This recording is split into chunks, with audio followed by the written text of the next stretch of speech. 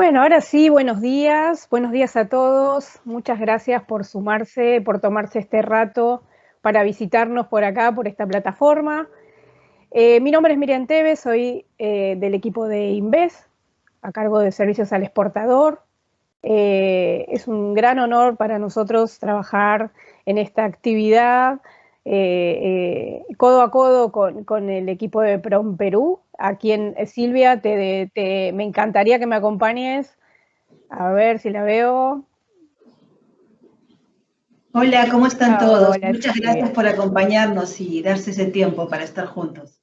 Qué lindo hacer todo esto virtual, es más posible, digo, ahora tener la posibilidad de poder armar estas actividades. Estamos recibiendo las inscripciones, la gente se está sumando, hay mucho interés en la temática de hoy, tal como lo comentamos. Estamos trabajando esta actividad que es el puntapié de algo que se viene, ¿verdad, Silvia? Sí. Para quienes no saben, PROMPERÚ es como AICI. Nosotros promovemos las exportaciones de bienes y servicios y, por supuesto, las alianzas de negocios entre Perú y Argentina. Me encanta porque tenemos un público mixto hoy. Exacto, así que estamos trabajando con InvestBA. Permítanme agradecer, porque algunos de ustedes, me imagino, estuvieron en la rueda de negocios que organizamos en junio, así que quiero agradecer al equipo de Invest, que realmente fue maravilloso en apoyarnos en esta convocatoria. Espero que muchos de ustedes hayan estado en esa rueda para hacer seguimiento y se puedan concretar negocios.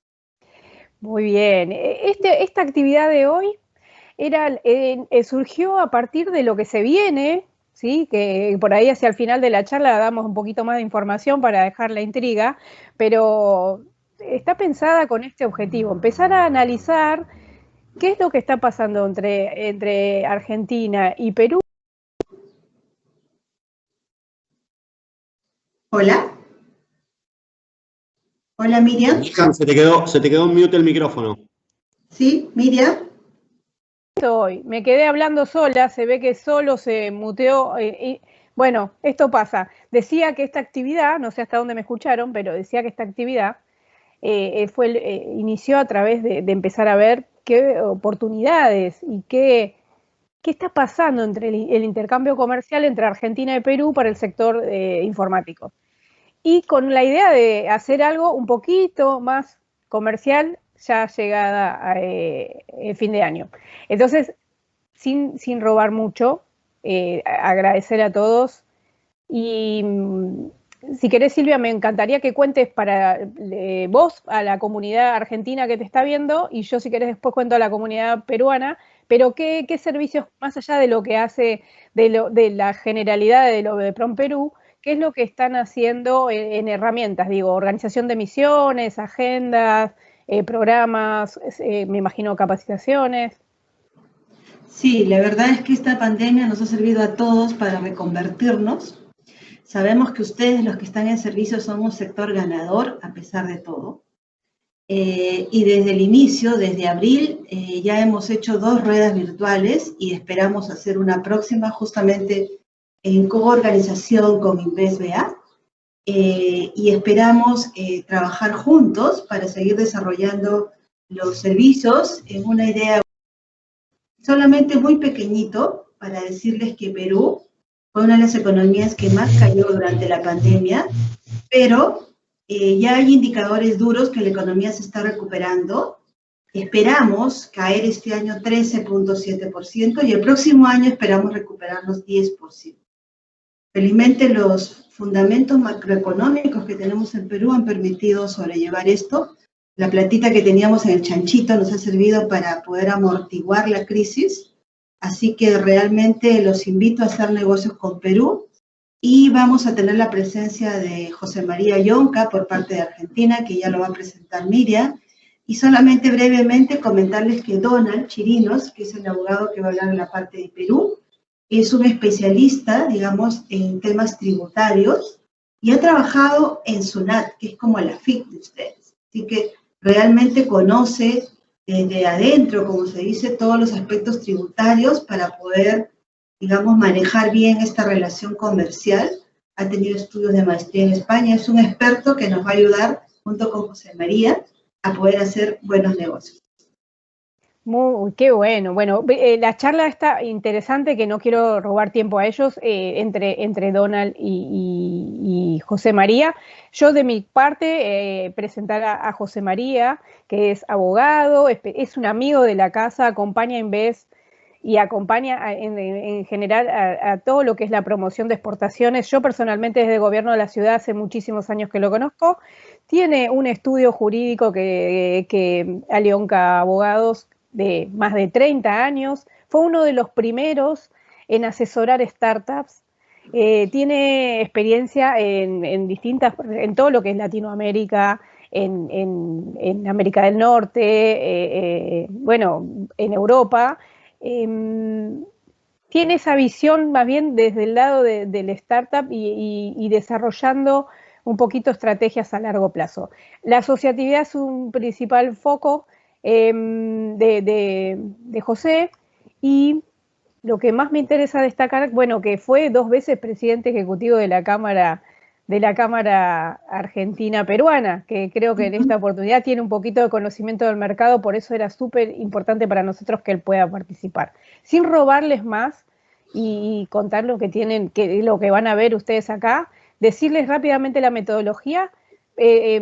Tanto José como Donald van a dar su charla tranquilos y después podemos canalizar preguntas vía chat o hacia el final de la charla se van a poder desmutear y hacer algunas preguntas de aquellos que vayan levantando la mano, les vamos a ir habilitando para que puedan hacer. Esperamos que disfruten. Silvia, te agradezco mucho y me llamo a silencio. Gracias. Gracias a ustedes. Ahora sí, José María, te doy la palabra para que puedas iniciar tu presentación. Bueno, millón de gracias una vez más a PromPerú, ya innúmeras actividades que tenemos realizado a lo largo de estos años y con el maravilloso equipo de InvestBA, con quien inclusive hemos estado en más de una oportunidad en Lima, en misiones comerciales. Así que es realmente un placer. Voy a tratar de ser lo menos abogado posible, tratar de poner esta presentación de una manera simple y concreta, y luego en el espacio de preguntas o dudas, que creo que es lo más jugoso que tienen estas actividades, tratar de ver si podemos dar respuestas y si no las tenemos o si necesitan una ampliación mayor, a disposición tanto a través de Invest como de PromPerú. Así que sin más les pediría si pueden pasar el primer slide.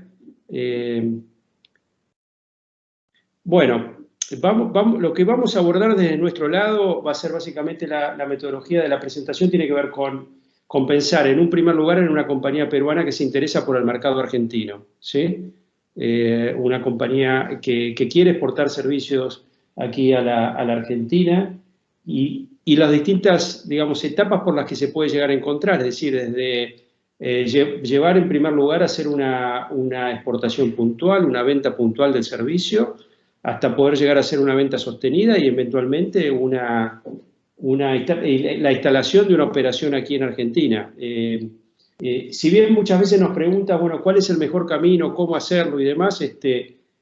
Muchas veces, digamos, ocurre que sí, que digamos, la empresa tiene como mercado objetivo la Argentina, no lo conoce, entonces esta primera posibilidad de no hacer un esfuerzo económico muy fuerte, que tendría que ver directamente con la apertura de la operación, pero hacerlo a través de un partner o de un cliente comprador de esos servicios, puede ser una buena alternativa, ¿sí? En general, yo lo que les diría es que vamos a encontrar muchas simetrías con lo que tiene que ver con lo que es una operación en el Perú, ¿sí? En este sentido, voy a tratar de dar algunos tips en base a experiencias, ¿no? El primer tip en cuanto a cómo llevemos adelante esta exportación, esta venta aquí, es digamos, la necesidad de tener un acuerdo escrito, un contrato que determine aspectos principales que tienen que ver tanto con la confidencialidad como la propiedad intelectual, y esto me refiero no solo a quién va a ser, si se va a vender ese desarrollo, ese servicio, si se va a vender como software as a service, como como plataforma, como servicio, cuál fuere la alternativa, proteger o intentar proteger, si vamos a pensar en hacer una venta sostenida aquí, los derechos autorales sobre ese software y inclusive las marcas sobre esos servicios, software, digo, barra servicios, que identifican al servicio. Esto es importante porque sabemos que, digamos, en materia de marcas el régimen es territorial, con lo cual no existe un régimen hoy a nivel de América Latina, a nivel de tratados, que protegido, digamos, en un país quedemos automáticamente protegidos en otro. Entonces es importante poner un ojo. También los derechos de autor, dependiendo cómo se va a estructurar ese acuerdo, a veces es importante registrar esa propiedad intelectual en la República Argentina, que no es un trámite complejo para hacer. Además puede que a partir de, si hubiera necesidad de registrar ese contrato en el Instituto Nacional de la Propiedad Industrial, lo que sería el INDECOPI de ustedes, esto, digamos, podría llegar a facilitar alguna eficiencia fiscal, tanto básicamente para el comprador del servicio, para la posibilidad de deducir ese gasto de una manera más eficiente. Muy importante, y muchas veces que esto queda muy por el aire, tiene que ver con cláusulas respecto a la performance, ¿sí? Es decir, cómo y cuándo se va a dar por cumplido ese servicio, y luego además cómo resolver estos conflictos en caso que se den. Esto es posible bajo legislación peruana-argentina, elegir alguna legislación específica, algún método alternativo a resolución de conflictos, tratar de evitar a los tribunales, ir a fórmulas arbitrales o de mediación para tratar de solucionar de una manera más ágil los conflictos. La realidad es que muchas veces los servicios se venden por un email, se venden por un scope of service, simplemente con una propuesta, y sería importante, independientemente de que vamos a tener necesariamente, o estamos teniendo ya, una masificación del reconocimiento de los contratos por vía electrónica, así no estoy hablando de firma digital, registrada y demás, o certificada, sino básicamente, digamos, por mero intercambio de email cada vez, y luego esta pandemia lo que nos va a dejar también es esa aceptación masiva de la modalidad de instrumentación de los contratos. Entiendo que, digamos, el contrato para cualquier compañía acaba siendo un activo, y esto cuanto más formalizado, no digo para hacer un contrato de 58 hojas, pero para tener claramente en blanco y negro cómo son las cosas, ¿sí? Algo que hay que considerar es que es muy importante a la hora de ustedes analizar cuál va a ser el pricing de ventas del Perú para la Argentina de los servicios. Va a tener o tiene que ver con que hay que entender claramente cuál es el costo final que el importador argentino va a tener de este software, ¿sí? O este servicio que importa. Entonces, ustedes saben tal vez que, digamos, o conocen que, digamos, si tienen experiencias exportadoras, que al momento del pago, el país pagador, dependiendo cuál sea el tipo de acuerdo que existe con el país importador de los servicios, puede efectuar una retención del impuesto a la renta, como se dice en el Perú, impuesto a las ganancias en Argentina, y que puede ser una herramienta, digamos, una situación que, digamos, que pueda complicar financieramente tanto al importador como al exportador. Entonces, luego, en la exposición siguiente, para no pisarnos, creo que va a haber una clara, digamos, de exposición en cuanto a cómo se aplica, pero la realidad es que, siendo que Argentina y Perú no tienen tratado, la tasa de retención del impuesto a la renta es muy significativa. En el caso de Argentina, una empresa argentina que compró servicios a una empresa peruana le va a tener que retener el 31.5% del precio en concepto de retención de impuesto a la renta. Luego, esa compañía peruana podrá hacer utilización de ese crédito. Luego en un ratito explicarán bien de qué forma y manera, pero la realidad es que esto es a veces o muchas veces a los clientes, visto también cuando el cliente exporta al Perú, que en el caso sería, la regla general sería el 30%, muchas veces acaba sacando de la cancha o acaba siendo inviable el tema del precio. Lamentablemente Argentina y Perú no tienen un acuerdo para minimizar o reducir esas tasas. Argentina sí tiene más de 20 acuerdos firmados con las principales economías del mundo, donde la tasa efectiva puede estar reducida entre un 10 a un 15%, ¿sí? No es que se pierda esa retención, pero causa un problema financiero importante, porque la posibilidad de su utilización se difiere en el tiempo, en el caso de Argentina, y con alta inflación que existe y demás, y devaluaciones constantes de la moneda, esto acaba siendo un costo financiero. Existe la posibilidad de negociar con la contraparte lo que se denomina grossing up, es decir, que se haga cargo el pagador de ese impuesto, pero eso incrementa el costo final del servicio y no siempre está de acuerdo. Y esto, si se estructura a nivel intercompany, digamos, es mucho más sencillo. En casos de partes independientes es más difícil. Y luego lo que hay que considerar es que si ese servicio que se importa desde el Perú a la Argentina va a ser utilizado económicamente en la Argentina en forma primaria por ese comprador, va a estar sujeto al impuesto al valor agregado, que en el caso del Perú es el impuesto a las ventas, que tiene una tasa del 19%, del 21%, perdón, en Argentina, cerca del 19% en el Perú. Entonces, si bien es una cuestión también financiera, porque el régimen para trazar un paralelismo es bastante similar en cuanto a la determinación y pago del impuesto a la renta, impuesto a las ventas y otros impuestos, esto tiene incidencia, entonces, y a veces es un aspecto a considerar. No para trasladarlo, no debería trasladárselo, ni se lo debería plantear el hecho del IVA, del impuesto a las ventas, pero a veces se pone arriba de la mesa. Entonces,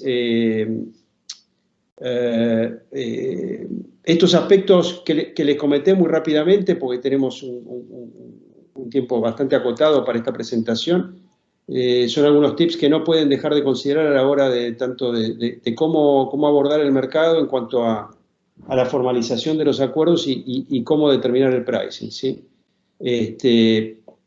También, si hubiera la decisión de abrir una operación, en este punto de vista están viendo que la carga impositiva sigue siendo una situación digamos, muy importante a la hora de determinar, con lo cual hay que hacer una adecuada planificación fiscal, legal y operacional, ¿no? Donde tenemos que considerar los costos muy en detalle, ¿sí? Para no fallar en el intento de la apertura de la compañía. Y hay que tener en cuenta también, esto afecta a la empresa local, hoy argentina, pagadora, que existe desde agosto del año pasado existe normativa emitida a nivel ministerial y del Banco Central de la República Argentina, donde hay un control de cambio, donde cada pago al exterior está teniendo que tener una previa aprobación y en definitiva sometido a un proceso por ante el banco pagador y eventualmente de autorización al Banco Central. Hay una compleja normativa, pero básicamente las principales restricciones en este punto hoy de acceso al mercado de cambios está dado en relación a pagos a empresas vinculadas. Entonces, si vamos a tener una matriz en Perú y una empresa vinculada en Argentina, vamos a tener que analizar muy bien cómo van a ser esos servicios, de qué manera se van a dar y ver cómo están posiblemente impactando normas relativas a controles de cambio. ¿Qué es el control de cambio? Básicamente es la situación que se da en Argentina. Hay una absoluta escasez de reservas en el Banco Central, con lo cual los pagos son,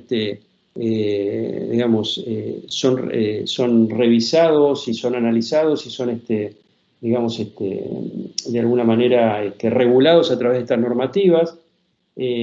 ¿Por qué? Porque hoy por hoy existe una gran diferencia entre el valor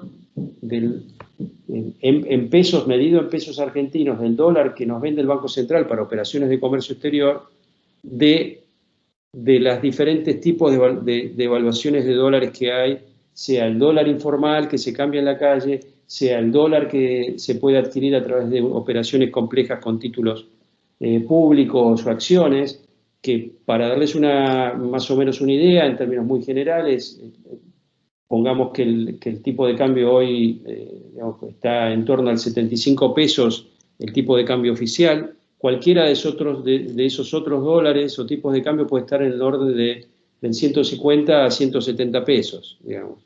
Entonces, hay una situación cambiaria hoy muy, muy fuerte en la Argentina que hay que considerar y hay que entender también cuál es la situación del cliente, con lo cual también estamos, por estas cuestiones, se está recurriendo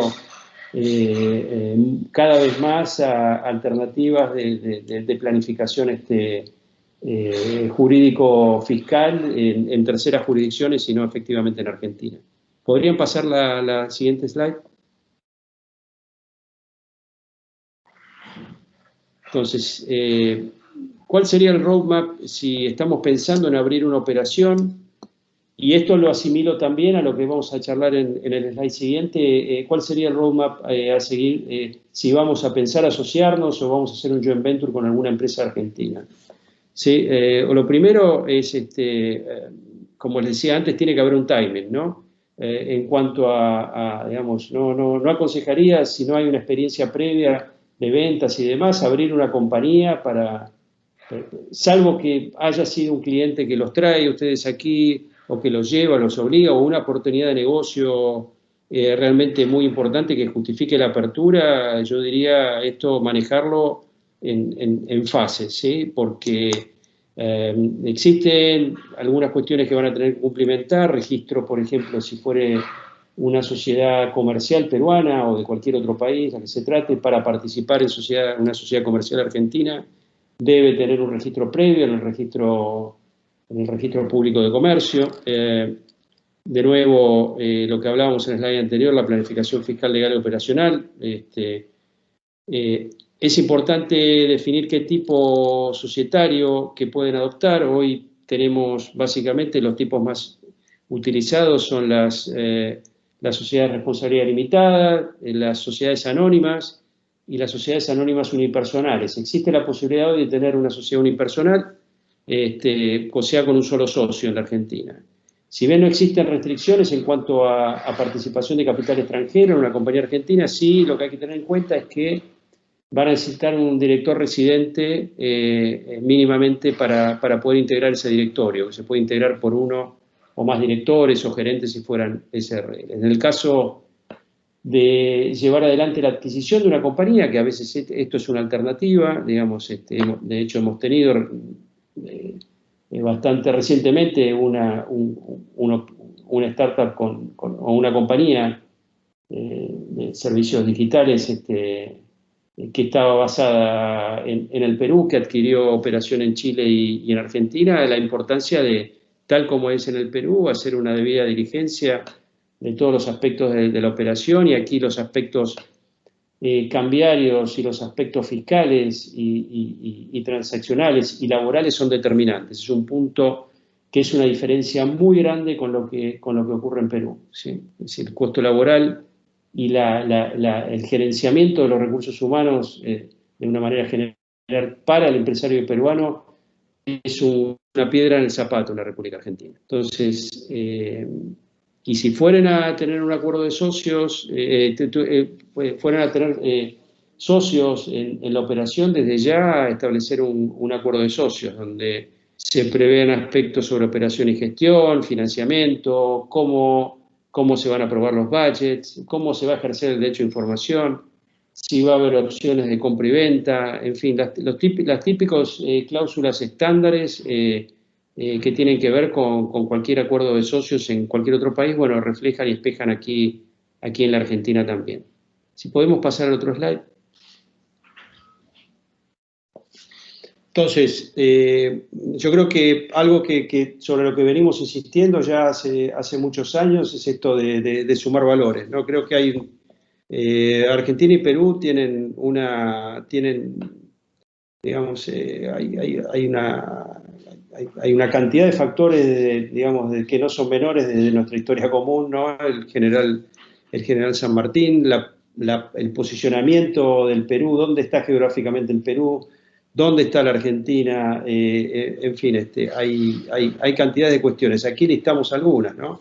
Y sobre las cuales también yo siempre insisto el Perú para la empresa argentina como plataforma de inversión y plataforma de negocios para la región andina. Luego se van a explayar también un poco más y van a ver las bondades en cuanto a herramientas de tipo legal, acuerdos y demás que realmente ponen al Perú en una situación muy conveniente para estos fines, ¿no? Yo creo que el joint venture despeja, existiendo oportunidad de negocio, claro, despeja muchas alternativas, ¿no? El conocimiento local, la propia complejidad, digamos, nosotros tenemos el Mercosur, tiene el Pacto Andino, la Alianza del Pacífico, digamos, el entendimiento local en un joint venture es una diagonal muy importante, que a veces es un costo importante que se paga a la hora de querer hacerla por las suyas una operación en el extranjero, ¿no?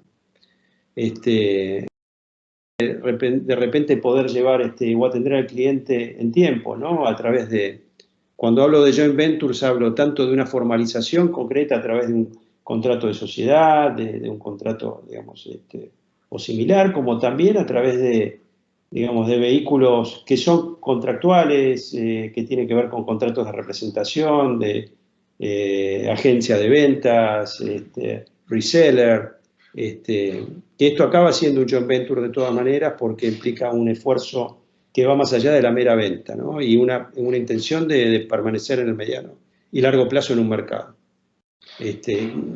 ¿Por qué no la industria del servicio cuando hay cadenas de valor y se está hablando tanto digamos, de la localización de cadenas de valor y se está hablando tanto de la formación de cadenas de valor y todo lo que arrastra las cadenas de valor que son éxitos en otras industrias? ¿Por qué no pueden?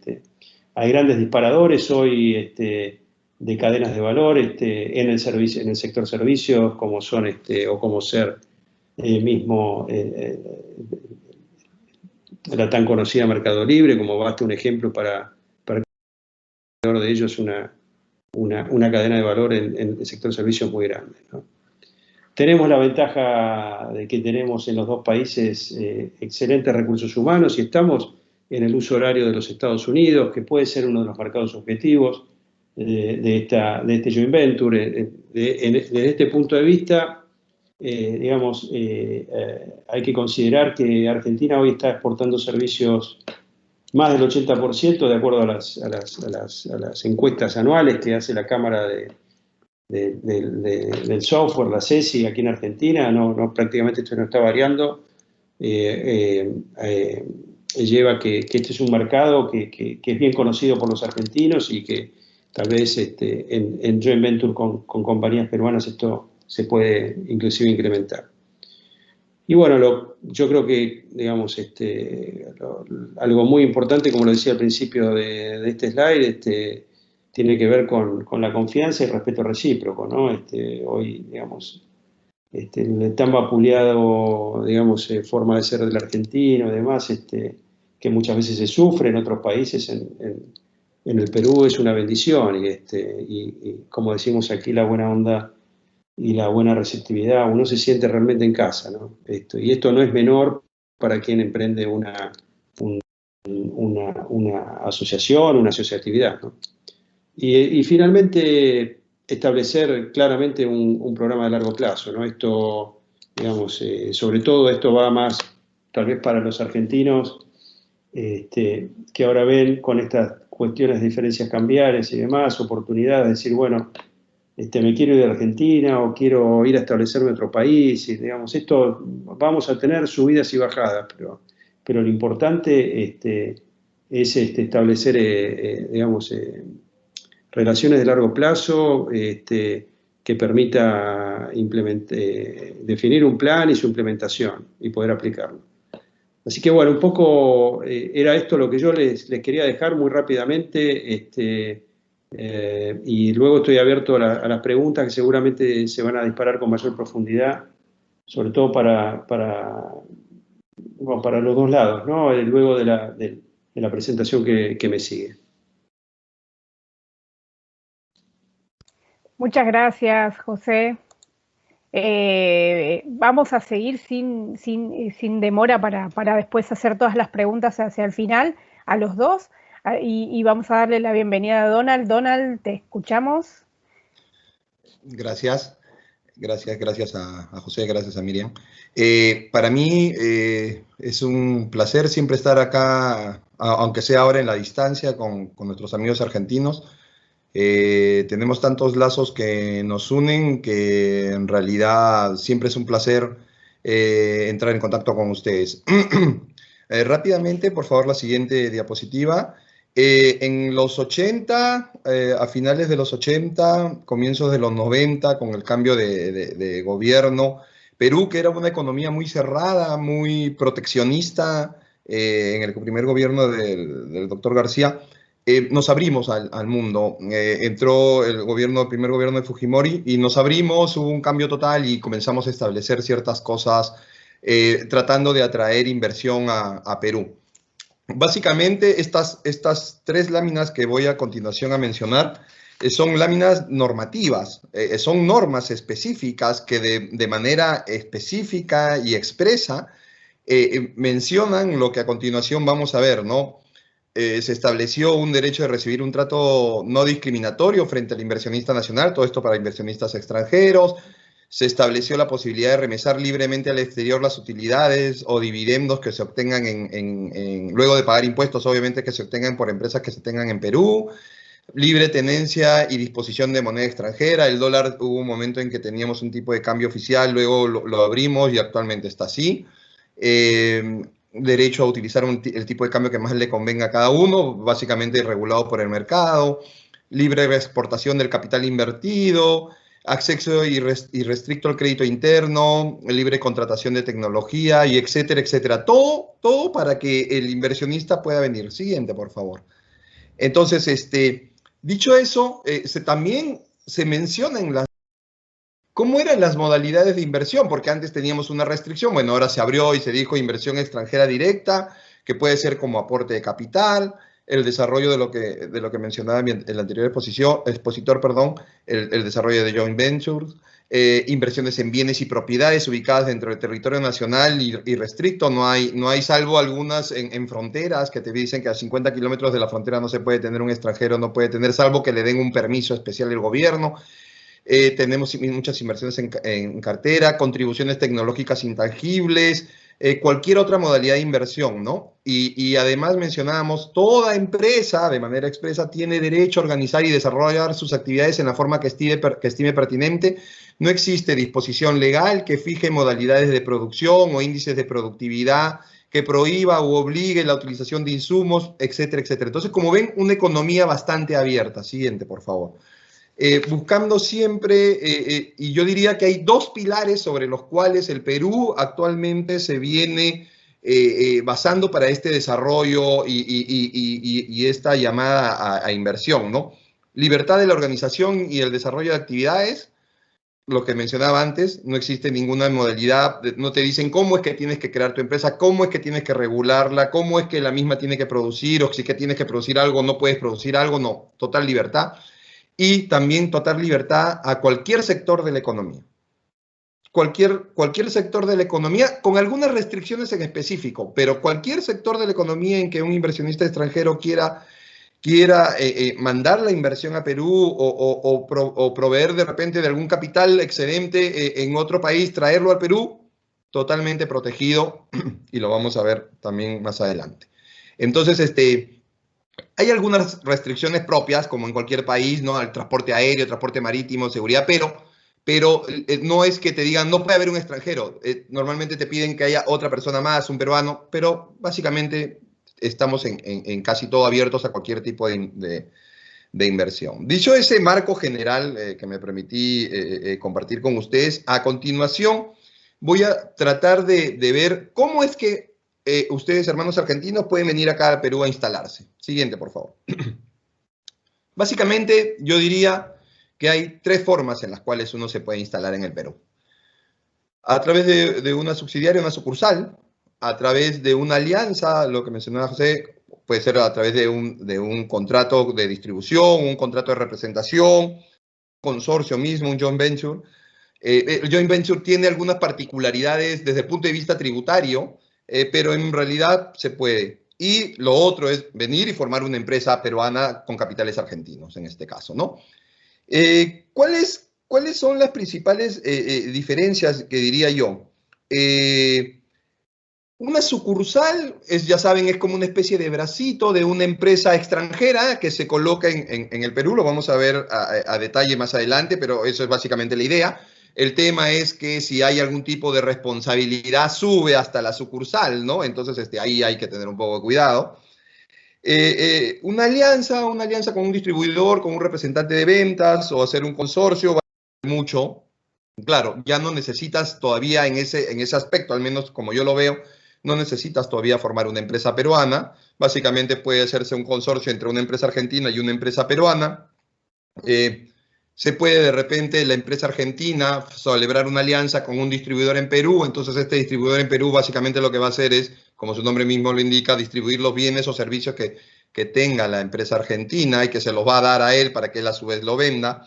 Y lo otro, y de mi experiencia, de lo que yo he visto más, yo diría que son más constituciones de empresas en Perú.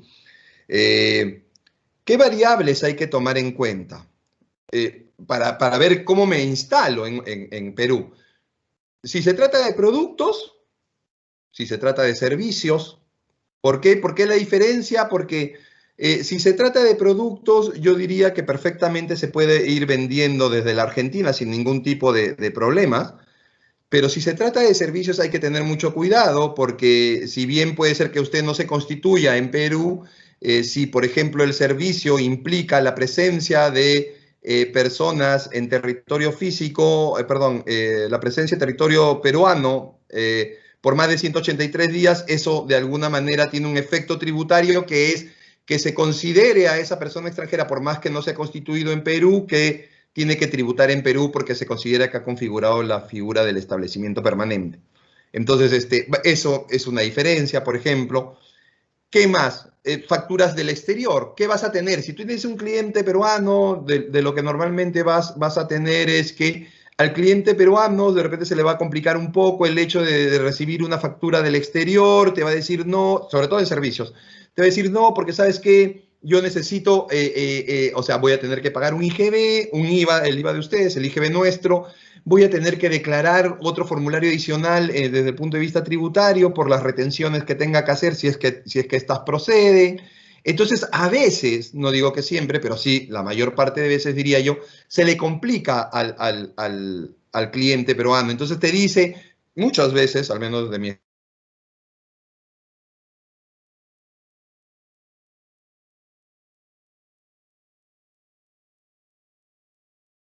Hola, se cortó un poquito, Donald. no hay problema, Ahí lo vuelvo a Ahí decir. está, perfecto. Le decías acerca de las facturas del exterior, que de repente el cliente peruano puede tener algún tipo de temor o restricción frente al tratamiento a las facturas del exterior, porque le implica algunos trámites adicionales desde el punto de vista tributario, pagar un impuesto, declarar un formulario, llevar un registro adicional, y ese tipo de cosas que él te dice, ¿por qué no te instalas en Perú mejor y mándame una factura peruana? Otro tema también en tener en consideración, yo lo digo básicamente la confianza que se tenga que tener. Si tú tienes un distribuidor o una persona con la que vas a hacer algún tipo de negocio en Perú, la confianza es básica. Si no lo conoces, yo diría, ¿Qué pasa en el caso, por ejemplo, que hay algún tipo de no acuerdo, de discusión entre las partes, entre tú y tu nuevo partner, por decirlo de alguna manera? En ese caso, de repente, ¿eso qué ocurre? Que, por ejemplo, si tú quisieras demandar, tendrías que hacer todo un trámite para hacer el proceso judicial acá. Si quieres tener un arbitraje, tendrías que venir. Entonces, esos temas de confianza quizás al final te animen también finalmente a tener una empresa peruana. Los temas impositivos, como vamos a ver más adelante, importante porque la tasa de retención, al igual que la de ustedes, es bastante elevada dependiendo del servicio o del bien. El tiempo de permanencia, lo que hablaba yo de los 183 días, si vas a estar más de 183 días, yo te digo, finalmente mejor, es como si estuvieras constituido en Perú, te van a hacer pagar el impuesto a la renta, te van a hacer pagar el IVA, el IGB nuestro, entonces ya no hay diferencia, mejor constitúyete en el Perú. Siguiente, por favor. Dicho eso, tenemos varias formas en las cuales, perdón, un paso atrás. Para constituir una empresa, ya centrándonos en la idea de la constitución de la empresa, no hay restricción en cuanto a los accionistas, todos pueden ser argentinos, todos pueden ser extranjeros, no hay ninguna norma que te pida que el accionista alguno tenga que ser peruano. Esa es una idea que hay que sacar de la cabeza porque muchas veces nos ha tocado clientes que nos dicen, no, yo tenía entendido que tenía que ser un peruano. No, eso no es verdad. No, para nada. Puede ser perfectamente extranjeros. ¿El gerente general de la empresa puede ser extranjero? Sí, perfectamente. También puede ser extranjero. No necesito que sea peruano. Es tan abierta nuestra legislación que hasta permite que el gerente general sea una empresa. O sea, podría ser perfectamente una empresa del exterior también. No tenemos ninguna restricción respecto a eso. La única restricción en cuanto al representante legal es frente a la administración tributaria, SUNAT, el AFIP de ustedes. En ese caso, lo que tenemos es que la administración tributaria peruana solicita que el representante, si es un extranjero, tenga calidad migratoria habilitante. ¿Eso qué quiere decir? Que tenga un carnet de extranjería. Básicamente porque las normas tributarias de Perú también pueden llegar en algún momento a nombrar responsable solidario al representante. Por tanto, si yo tuviera como administración tributaria un representante del exterior al cual no lo puedo ubicar en el Perú, obviamente que ese tema de cómo lo nombro responsable solidario a un argentino, a un brasileño, a un ruso, se le complica a la administración y es por eso que se pide que tenga calidad migratoria, es decir, un carnet de residencia, un carnet de extranjería, perdón, en el Perú. El monto del capital de la empresa, no existen montos mínimos, salvo los que pide el banco. El banco te dice que generalmente todos los bancos te piden mínimo $600 para constituir una empresa como capital. Entonces ahí ningún problema por ahí. Ahora sí, por favor, sigamos. Hay varias formas de las cuales uno puede instalarse en el Perú, ¿no? Empresas individuales de responsabilidad limitada, sociedades anónimas, sociedad anónima cerrada, sociedad comercial de responsabilidad limitada. La que más se usa en el Perú y la que también nosotros recomendamos mucho es la sociedad anónima cerrada, porque es mucho más manejable. Siguiente, por favor. ¿Por qué es mucho más manejable? Porque no puede ser menos de 2, siempre te van a pedir 2 como mínimo, accionistas me refiero, y máximo 20, por ejemplo. Se impone el derecho de adquisición preferencia si es que alguno de los socios se quiere ir. El capital está representado en acciones nominativas y se conforma con los aportes, ¿no? Que como mínimo en Perú, eso sí hay una diferencia, por ejemplo, con Chile la hemos encontrado, no sé si con Argentina también será lo mismo, pero como mínimo se tiene que aportar el 25% de lo que hemos acordado. Es decir, si quedamos en $10.000, mínimo tenemos que aportar 2.500. Tiene que ingresarse eso al banco. Pero una gran facilidad que tiene Perú, por ejemplo, no sé si en Argentina ocurrirá lo mismo, es que el capital de la empresa también puede ser bienes. O sea, no necesitamos que sea dinero necesariamente. En algunas, la mayor parte de las que he visto yo son en efectivo, obviamente, pero también he visto empresas que se han constituido con bienes valorizados, donde cada accionista pone un bien, o de repente o una mezcla, ¿no? Uno pone un bien, otro pone dinero, indistinto. Puede ser bienes perfectamente, incluso está visto que han aportado software. Obviamente software debidamente que pertenece a alguien, ¿no? Que es el titular de ese software y obviamente que lo tiene valorizado y se puede perfectamente también colocar como capital de la empresa. Entonces, miren ustedes la facilidad que tenemos. Algo que también es muy bueno en el tema de sociedades anónimas cerradas es que el accionista en los registros públicos, al que todo el mundo tiene acceso por ser público justamente, solamente se señala, solamente queda registrado los primeros accionistas. Las posteriores transferencias de acciones que se hagan son a título privado y figuran no en el registro público, sino que figuran, por ejemplo, en los libros de matrículas de acciones de la propia empresa peruana. Entonces, hay muchas empresas que a veces sus accionistas prefieren no figurar en ningún registro, que sea solamente privado esto, entonces de repente se puede constituir a través de los abogados, los asesores, y posteriormente se hace la transferencia de acciones a los verdaderos accionistas. Tampoco no es obligatorio registrar, no hay ninguna obligación de registrar a los nuevos accionistas. Basta con los accionistas originales, que están obviamente en la escritura pública de constitución.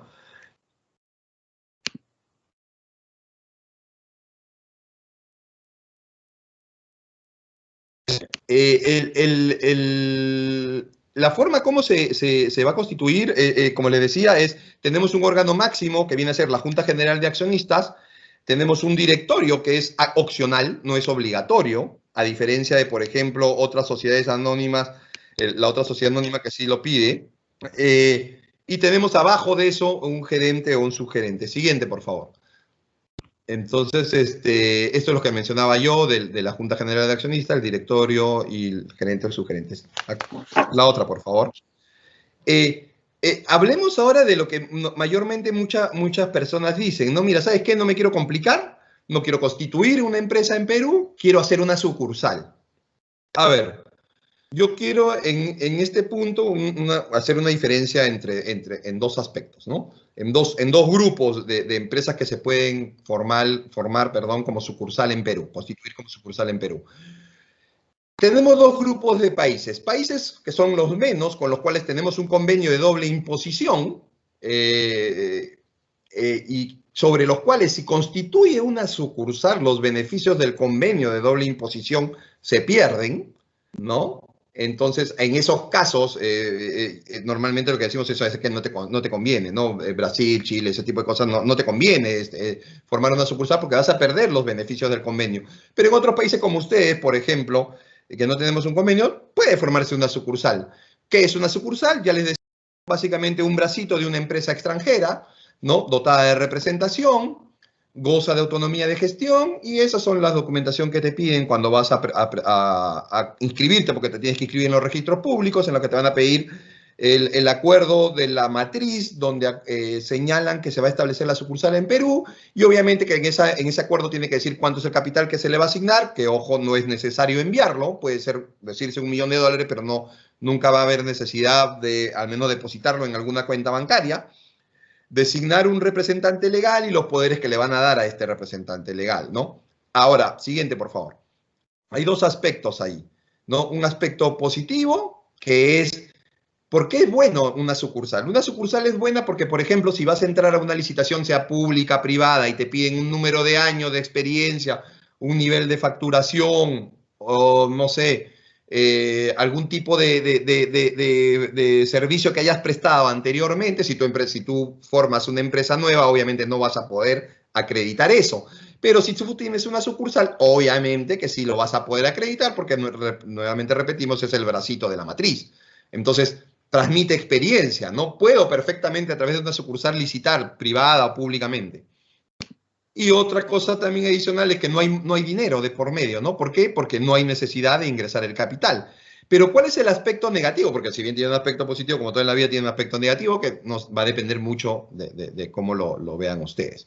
Que cuando se presenta, ¿qué te dice la norma? La norma tributaria dice, cuando se presenta la declaración jurada anual del impuesto a la renta, que normalmente es la del año del 2000, de un año, se presenta en el siguiente año, en el mes entre marzo y abril, te dice, perfecto, la sucursal liquida sus impuestos, va a pagar su impuesto a la renta de ese año, del 2019, por ejemplo, que ha pasado ahora en el 2020, pero adicionalmente te dice, pero como eres sucursal, vas a tener también que pagar de las utilidades que obtenga esa sucursal, el impuesto a la renta de esas utilidades. O sea, no solamente te piden el pago del impuesto a la renta por las utilidades generadas, por los ingresos generados por la empresa peruana, la sucursal, perdónenme, la sucursal como tal, sino aparte, como que era un dividendo que repatriara la matriz, te pide que pagues el 5%, así no lo hayas hecho, así no se haya acordado, así no lo hayas enviado de Perú, en el caso, por ejemplo, de una sucursal argentina, de la sucursal que se envía a la matriz, así no se haya enviado, no se haya repatriado el dinero, te pide de todas maneras que pagues el impuesto. Ese es un tema que va a depender mucho del flujo y otras cosas más, ¿no? Pero aparte, también tenemos el tema de la responsabilidad, ¿no? Ya no estamos hablando de temas tributarios, estamos hablando de temas en general, responsabilidad en caso de cualquier cosa. Desde la sucursal puede subir hasta la matriz perfectamente, porque obviamente se entiende que la matriz es la que va a responder ante cualquier cosa. Cosa particular en Perú es que, por ejemplo, y es el primer punto que no les había mencionado a propósito, era que si bien desde el punto de vista legal carece de personería jurídica independiente, porque la sucursal se supone que es una parte de la matriz, o sea, es casi como una misma. Sin embargo, desde el punto de vista tributario ya hay el pronunciamiento de la administración tributaria en el sentido de que puede haber operaciones entre ambas, entre la matriz con la sucursal.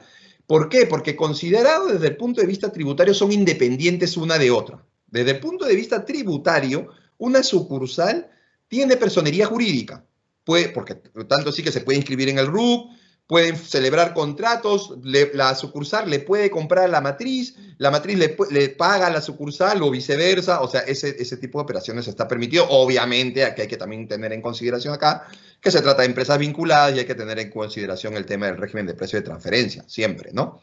Siguiente, por favor. Bueno, dicho todo este tema societario, a continuación lo que voy a explicar es la parte impositiva, que es mi especialidad. Una idea general. Estas son las tasas del impuesto a la renta. Tenemos una tasa general del 29,5 para unos beneficios empresariales, por llamarlo de alguna manera. Para los dividendos, la tasa del 5, es decir, cuando se paga a los accionistas de la empresa los dividendos que se acuerde por reparto de utilidades, hay que hacer una retención en cabeza de la empresa hace la retención del 5, y un impuesto general a las ventas, el IVA de ustedes, que se aplica a todos bienes y servicios. Hay un listado de bienes muy pocos, generalmente bienes de primera necesidad, que no están grabados, pero de ahí todo tiene IGB. Tanto tiene que también grabamos, por ejemplo, la importación de bienes y la importación de servicios también grabamos. Yo sé que en la importación de bienes, hacer un bien físico, obviamente pasa por aduanas y ahí pago, pero en la importación, entre comillas, de servicios, lo que hacemos es que el cliente peruano no es que retenga, lo que hace es paga el impuesto, el IGB de una factura, por ejemplo, de 1.000 de Argentina. No hablemos del impuesto a la renta aún, hablemos básicamente del IVA. El cliente peruano tiene que pagar 18%, en este caso 180, y luego que lo paga, lo deduce como crédito, como cualquier IVA. Es un IVA de compras que luego lo va a deducir de su IVA de ventas, pero también se paga, no pasa por aduanas, se hace al momento que uno paga al proveedor del exterior. En ese momento surge la obligación también de pago, no como retención, ojo, no es una retención, retención es el impuesto a la renta, es como un pago que le surge a él como obligación. Ahora, ¿qué ocurre cuando y hablando de manera general nuevamente, qué ocurre cuando un cliente peruano tiene facturas del exterior? Bueno, estas son las tasas de retención que aplicamos nosotros. Básicamente, recordemos algo que es sumamente importante. En el impuesto a la renta, peruano al menos, solo se retiene como regla general cuando me prestan un servicio. No cuando me venden bienes, sino cuando me prestan un servicio. Cuando digo no cuando me vendan bienes, estoy hablando por si acaso de bienes físicos y algunos casos que ahorita vamos a hablar acerca de software, que quiero hacer una distinción. Pero básicamente la regla general es, cuando alguien me presta un servicio, y ojo, otra cosa adicional, cuando alguien me presta un servicio en Perú, esa es la regla general, tengo que retener 30%. Es decir, cuando alguien manda a trabajadores del exterior, de una empresa argentina, me presta un servicio y me manda a sus trabajadores a territorio peruano, tengo que hacer una retención del 30%. Eso regla general. Adicionalmente, vamos a ver que el servicio digital, y lo vamos a ver a profundidad más adelante, 30%. Intereses que reciba de un no vinculado, le voy a hacer una retención del 4,99. Si recibo un préstamo de un vinculado, voy a hacer una retención del 30 sobre el interés. Eso es importante, porque, por ejemplo, si tengo una empresa peruana que formé con un capital de $600, lo que yo le decía, pero sin embargo la empresa peruana para trabajar va a necesitar capital y la matriz argentina o la empresa vinculada argentina le manda un dinero como préstamo, sobre ese dinero enviado a Perú se tiene de manera obligatoria que pactar un interés obviamente de tasa internacional. Estamos hablando de un 5,5 hasta 6, 7,5 he visto yo. Y sobre ese 5,5, 7,5, lo que sea que pacten, sobre ese interés se retiene el 30%. Eso es como idea general. Ganancias de capital, es decir, y esto principalmente vinculado a la venta de acciones. Cuando se venden acciones fuera de la bolsa de valores, tiene una retención también la ganancia del 30%, y ya saben, valor de venta menos valor de compra, esa es la ganancia, y sobre eso el 30%. Si vendo en bolsa es a 5, dividendos tiene 5, regalías que pague por algún derecho de autor, de licencias, etcétera, tiene 30, y la asistencia técnica, que es un supuesto muy particular, pero que no lo vamos a ver, tiene 15. Siguiente, por favor. Entonces, dicho eso, a mí me interesa, porque básicamente el motivo de hoy es empresa de tecnología. Entonces a mí software es lo que más me preocupa, en este caso, que a ustedes les quede claro cuál es el tratamiento que tenemos en Perú. Recordemos, en el impuesto a la renta hablábamos servicios. Solo cuando haya servicios voy a retener, ¿no? Y entonces, el software, hablemos del software. El software es un servicio. Bueno, hay que analizar. Yo partiría haciendo una división entre dos formas en las cuales el software ha sido regulado en el Perú. El software clásico, por llamarlo de alguna manera, y el software en nube. Si hablamos de software clásico, yo diría que hay a su vez dos formas de haber software clásico. Uno, cuando a mí me dan físicamente, bueno, los que son de mi edad o mayores que yo recordarán el CD, recordarán el USB, que venía el software y uno lo instalaba, o, ahora ya más modernos, se descarga, ¿no?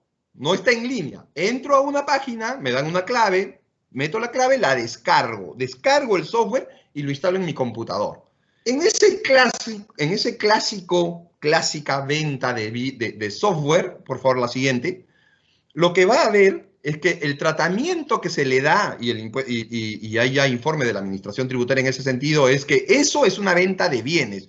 Y si recordamos lo que yo les había hecho hincapié, el impuesto a la renta solo grava servicios. Por tanto, si me venden de esa manera un software en CD, en USB o que se descarga, no hay impuesto a la renta que retener por parte del cliente peruano, porque es una venta de bienes intangibles, sí, pero es venta de bienes finalmente, ¿no? Impuesto a la renta no va a haber, siempre va a haber IVA, eso de todas maneras. El IVA lo paga el cliente, así que a ustedes eso no les debe preocupar, porque incluso lo paga y lo deduce, así que tampoco hay que hacer un incremento en la factura por si alguien le dice, oye, no, como voy a pagar IVA, no, eso tampoco, ¿no? Porque tú lo vas a pagar, pero lo vas a deducir.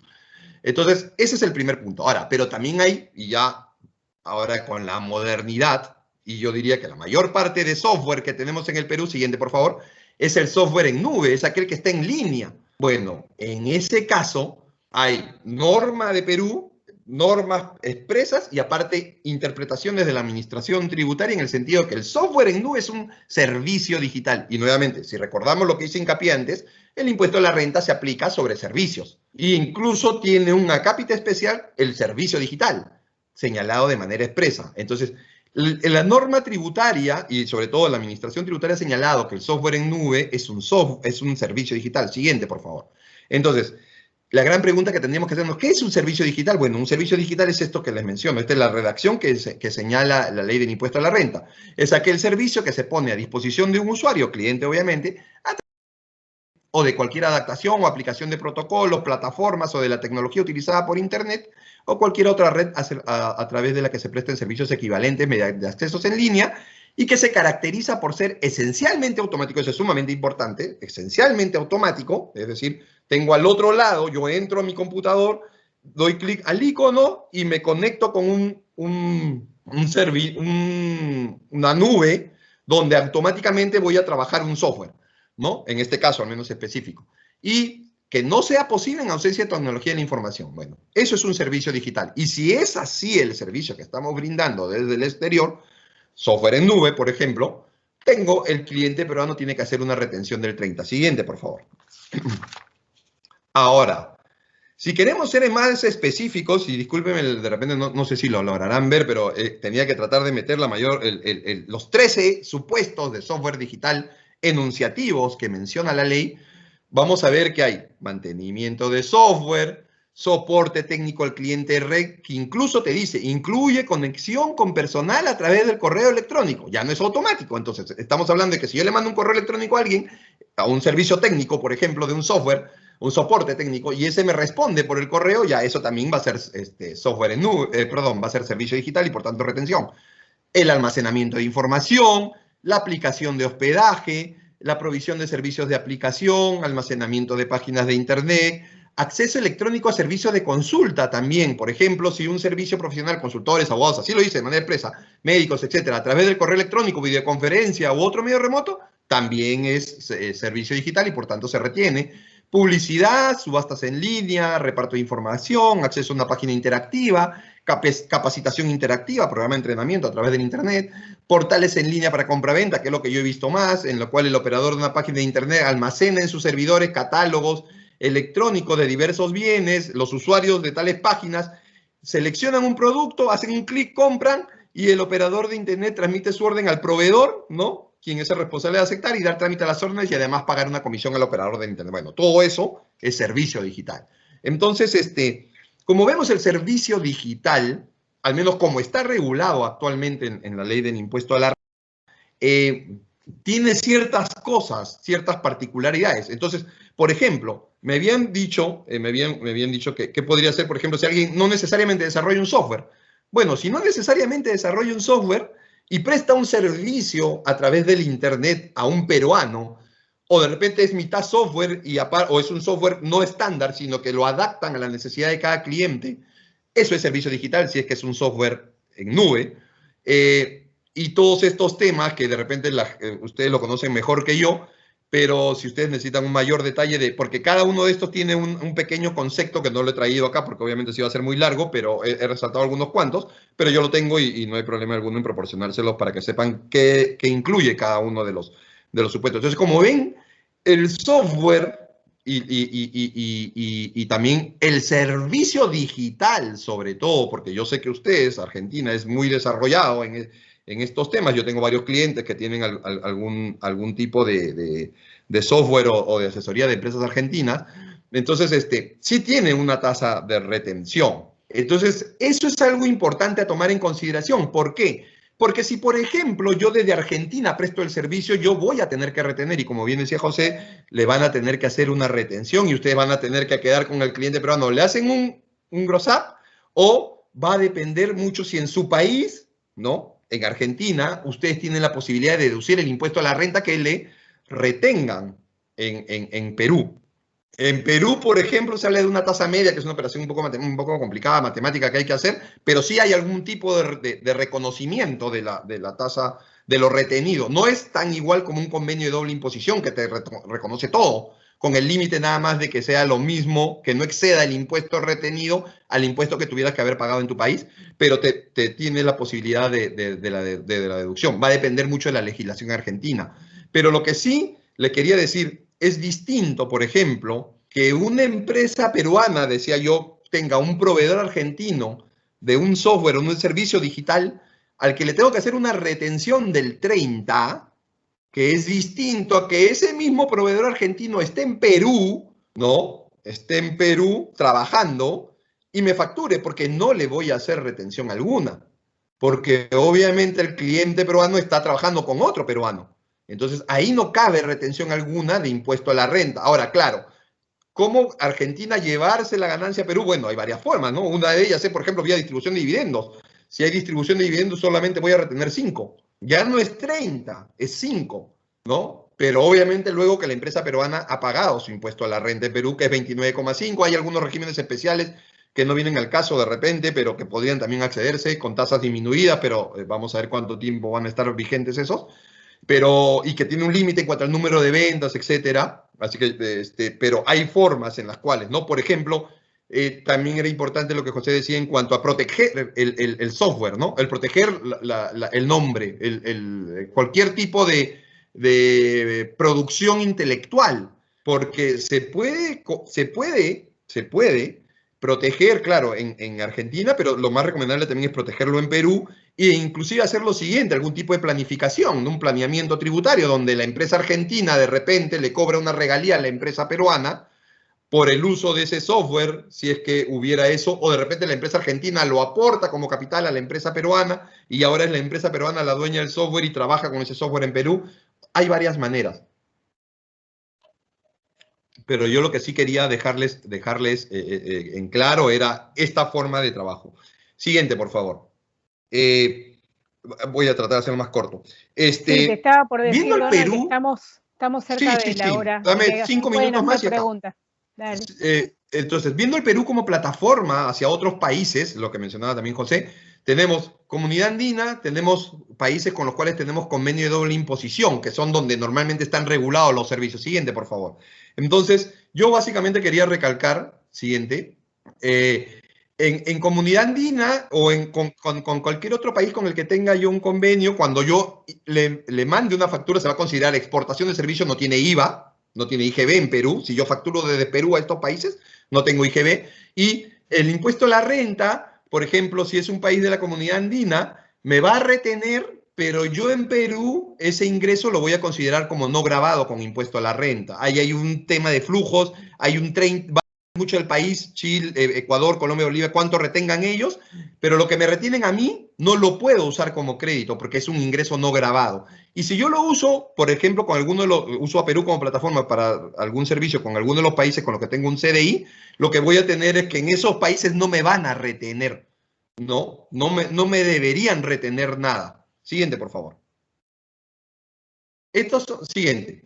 Estos son los países con los cuales tenemos, estos son, por ejemplo, algunos 2 países nada más tenemos donde se incluye el servicio digital, ¿no? Que tiene tasa de retención del 15 en el caso de Brasil y tasa de retención del 10 en el caso de Suiza, si es que, por ejemplo, se considerara en esos países como un servicio digital o si el mismo convenio lo señala como servicio digital, hay tasas de retención, pero lo que me retengan no lo pierdo porque lo uso como crédito en Perú. Entonces, eso es lo bueno del convenio de doble imposición Perú con cualquiera de estos países. Siguiente, por favor.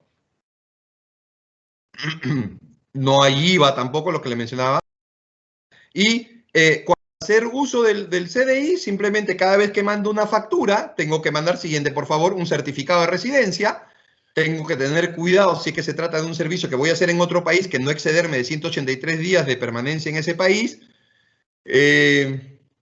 No va a haber retención en el país del cliente normalmente, sino que va a ser el país, Perú, donde voy a pagar el impuesto.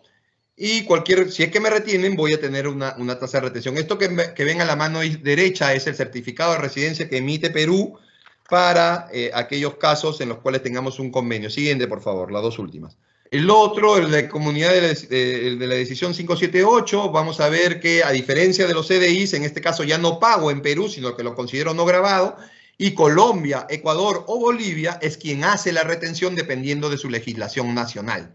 Y Perú, eso que facturó lo va a considerar como no gravado. Es decir, si yo facturo 100 a Colombia y Colombia me retiene 25 y yo recibo 75, esos 100 que yo facturé no tributan impuesto a la renta, porque como ya me retuvo Colombia, entonces ya no hay necesidad de pagar ningún impuesto porque la propia decisión 578 sí lo menciona. Siguiente, por favor.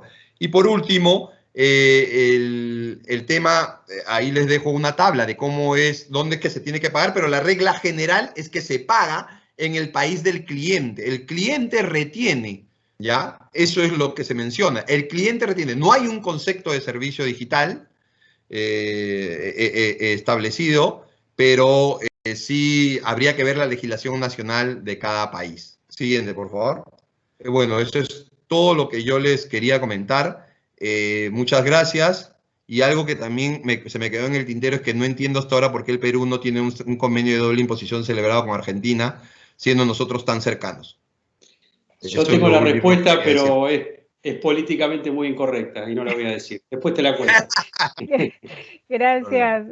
Qué intensidad. Hay mucha información. Sabíamos que por ahí el tiempo era corto para esto, pero la idea es empezar a conversar estos temas y obviamente hacerles llegar a todos los presentes la posibilidad de que ustedes los asistan, los orienten.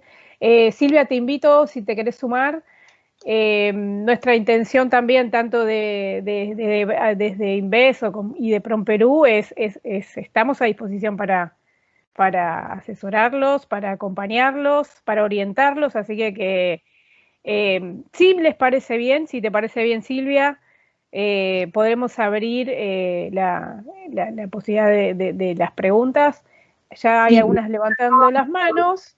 Por su tiempo hay preguntas, Miriam, mira, hay una pregunta de Julio. Sí. Vamos leyendo a medida que se fueron sumando para no perder el orden. Okay. Juanjo Portela, ¿estás conectado? Si estás conectado, la podés hacer vos mismo o la leo yo como gustes. ¿Qué tal? Buenos días. Buenos días a todos. Sí, la pregunta es la siguiente. Nosotros puntualmente tenemos la decisión de conformar una compañía en el Perú, pero la situación de pandemia y el cierre de fronteras y demás nos impide hacerlo de manera presencial, ¿sí? Entonces, uno de los requisitos es tener el carnet de extranjería en el Perú, por lo menos de una persona, y eso lo emite la Dirección de Migraciones en Lima. Entonces, la pregunta en concreto es si existe alguna forma virtual de poder conformar una compañía en el Perú para comenzar a operar. Sí, no sé, Silvia, si nos puedes dar una mano con esa respuesta. Entiendo que si existe alguna plataforma electrónica de hacerlo remotamente, ¿verdad? Exactamente. Sí, la verdad es que tuve esa consulta hace poco y la legislación peruana lo que pide y facilita en todo caso es que uno pueda entrar como turista y hacer el trámite allá. Lo que entiendo que se puede hacer es a través de un representante legal, Donald. No sé, a ver, corrígeme, ¿cómo se hace el trámite? A ver, trámite, no tengo un área especializada en eso, mándenme la consulta y te puedo ayudar, pero lo que me preocupó de la pregunta era ¿por qué necesita un carnet de extranjería? Porque claro, para abrir una empresa pueden ser extranjeros. Los accionistas pueden ser extranjeros, salvo, claro, que el señor Portela esté mencionando el tema del carnet de extranjería para el representante. Pero el representante en un primer momento puede ser, como decíamos, un gerente general, puede ser un extranjero también, no hay problema. Y eso sí, ante la SUNAT, cuando le inscriba ante SUNAT, el representante ante SUNAT, ante la administración tributaria, debería de tener un carnet de extranjería, pero también podríamos pensar en un apoderado peruano por mientras se va gestionando el carnet de extranjería. O salvo de repente que el señor Portela haya recibido alguna información equivocada, que ya me ha pasado, por eso lo menciono, equivocada en el sentido de que es obligatorio que alguien tenga carnet de extranjería para constituir la empresa. Eso sí no es, eso es incorrecto, por si acaso, es un error bastante común. Probablemente, permíteme intervenir, probablemente lo que le han pedido Donald, Juanjo, es una visa de negocios para firmar la minuta. Quizás eso sí. De extranjería. Sí, porque la visa de negocio es probable. Pero la visa de negocio, si no recuerdo mal, no sé, Silvia, creo que se pide en el mismo aeropuerto cuando uno llega. Sí. Ahora, en realidad, Juanjo, José María, acá, si tenés cierta, y esto se está resolviendo, tu problema está pasando en muchas jurisdicciones, o sea, no solo con el Perú. Aquí nosotros en algún caso lo que hacemos, si hay cierta confianza con quien está encargándose el trámite, es constituirla a nombre de quien está encargándose el trámite para poder tener la compañía abierta, operativa y demás. Corregime, Donald, pero entiendo que un poder apostillado puede ir perfectamente y en todo caso ustedes tendrán la tranquilidad de hacer la transferencia ya a los accionistas, digamos, dependiendo del tipo societario también que tomen y demás, ¿no? Pero, yo creo que no me presenté correctamente. Nosotros tenemos un estudio de abogados que tiene oficinas, o sea, la matriz es Chile, pero tenemos oficinas, no alianzas, con varios países, ¿no? Estamos en varios países, Argentina, Perú, Colombia, Brasil, etcétera. Y nosotros lo que hacemos, el estudio MONT, al menos, es constituir, así como habla José María, empresas en Perú constantemente, básicamente capitales chilenos, muchas, donde nosotros, los abogados o miembros del estudio, somos los accionistas y somos a su vez los representantes. Y en un momento determinado, cuando el cliente nos dice, ya quiero transferir, quiero yo aparecer como accionista, simplemente se le da las acciones, y quiero nombrar a una persona como apoderado, se le da la representación. Obviamente luego de repente del trámite de carnet de extranjería, ¿no? Pero como bien menciona José María y Silvia, también se puede hacer con poderes apostillados, si es que, por ejemplo, el accionista quiere ser desde un primer momento, originalmente quieren ser los argentinos, no hay ningún problema, lo mandan apostillado y con eso ya se hace el trámite acá en Perú.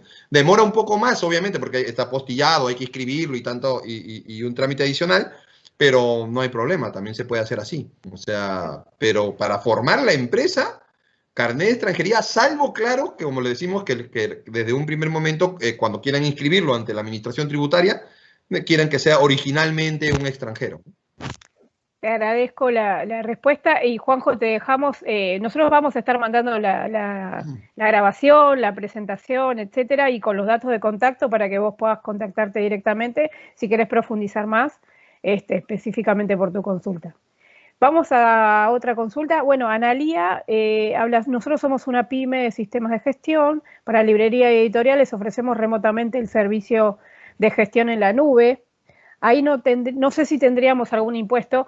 Analía, si estás, me gustaría que si querés comentar algo. En realidad sí hay que estudiar tu caso. Con esa información no podemos darte mucha respuesta porque necesitamos ver qué tipo de formato, qué estrategia, de qué manera ofrecerías este servicio y en todo caso sí tendrías que tributar acá o allá, dependiendo de dónde, en base a todo lo que han expuesto los expositores. Básicamente, ¿dónde está, en qué jurisdicción? Exactamente. ¿Está en Argentina o en Perú? Y a partir de ahí hacer la planificación. Perfecto, a eso mismo me refería. Vamos con otra. Jorge Uñacán Rivera, ¿estás conectado? Si querés hacer tu consulta o la hago yo, no tengo problema. Sí, básicamente es un ejemplo el cual yo siempre lo pido, porque es así como trabajo con países que tienen doble tributación o no, como en Centroamérica. Uh-huh. Si yo emito una factura de $1,000, yo quiero recibir los $1,000, ¿qué impuestos ya tendría que hacer el cliente, que es como lo hago yo?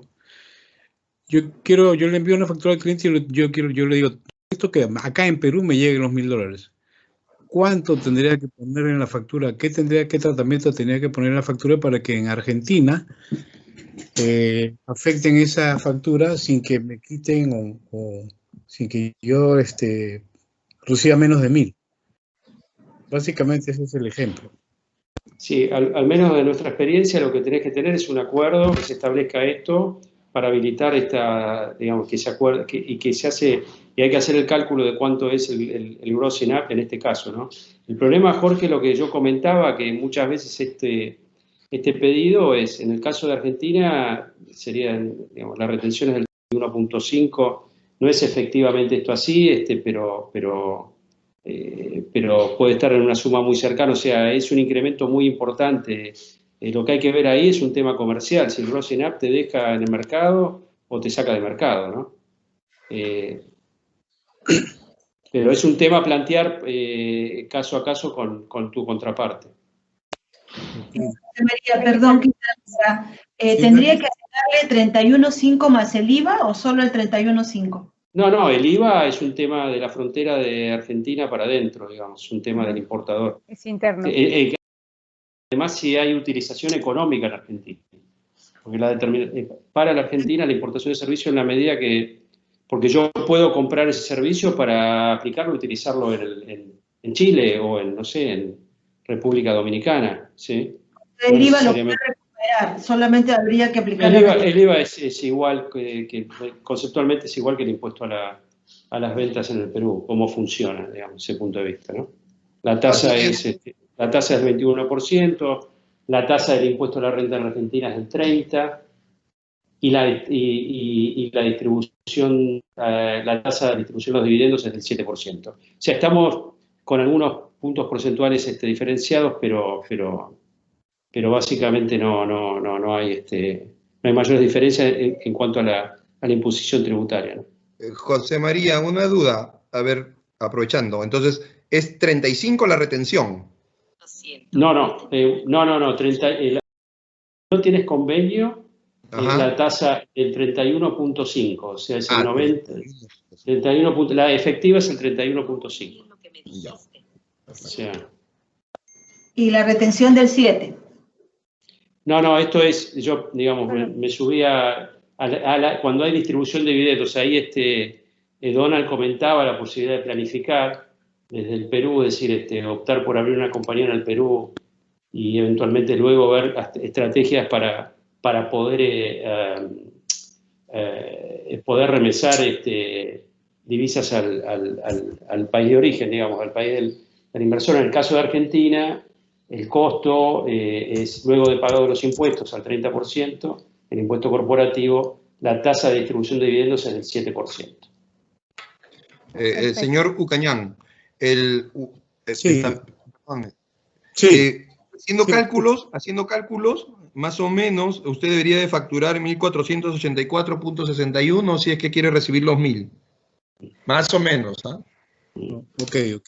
Eso ya tengo que acordarlo con mi cliente. Ojo, cuando usted esté en Perú, ese impuesto a la renta que le retienen en Argentina, usted lo va a poder, parte de él, dependiendo del cálculo de la tasa media, podría utilizarse como crédito en su impuesto a la renta empresarial, en la renta de tercera, en la anual.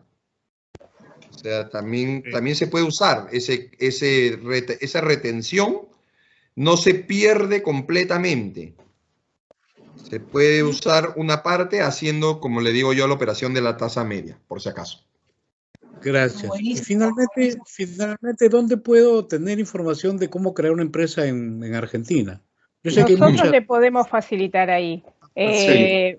Vamos a tomar nota para hacerle llegar material específico y lo podemos vincular exclusivamente con el área dentro de la agencia, dentro de Invest, que lo asiste para hacer este tipo de actividad.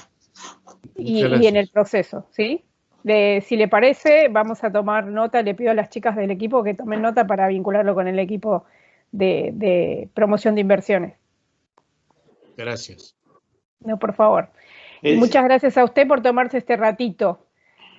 Vamos con las personas que levantaron la mano. Tenemos a Adrián Simos, si quieres hacer tu consulta.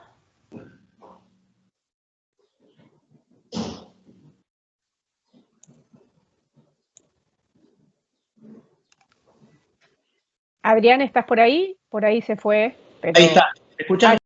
Sí.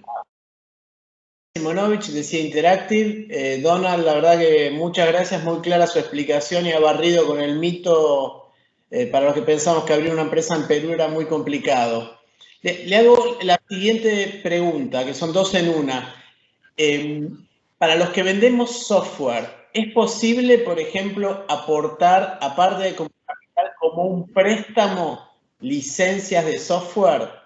Y en ese caso, ¿cómo aplicarían los valores de transferencia en el caso de que el flujo de ventas sea continuo? Digamos, ¿hay alguna normativa respecto a cuál debe ser el valor de transferencia para la venta de licencia de software en Perú? A ver, gracias, Adrián. A ver, tu duda, la primera pregunta me decías, si puedo aportar licencias de software como capital, dices, o venta de la empresa argentina. ¿Como capital o bien como un préstamo en especias?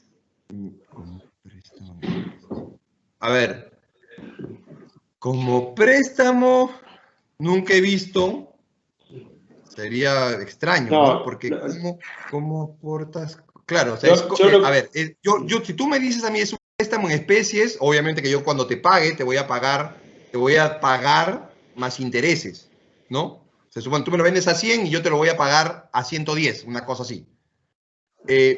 Yo diría que en ese caso, y conociendo, porque he trabajado en la administración, lo más probable es que te diga la administración, no, ese préstamo eso es una venta encubierta. Te van a decir eso. Entonces hay que tener cuidado con eso, ¿no?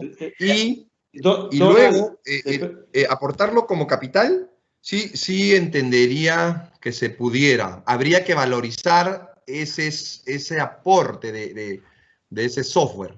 Habría que valorizarlo, porque al momento que tú vas al notario, tú haces una declaración jurada diciendo, y estas 10.000 licencias que estoy aportando valen tanto, ¿no? Pero hay que tener de repente, respaldo que diga por qué tú dices que vale tanto, ¿no? Entonces, y si lo puedes aportar, sí, perfectamente entiendo yo que sí se podría aportar, porque que yo recuerde, la norma societaria no habla, y yo he visto aportes de software, pero he visto aportes de software, no de licencia, porque Adrián, tú debes de saber mejor que yo que una cosa es ser titular del software y otra cosa es tener las licencias.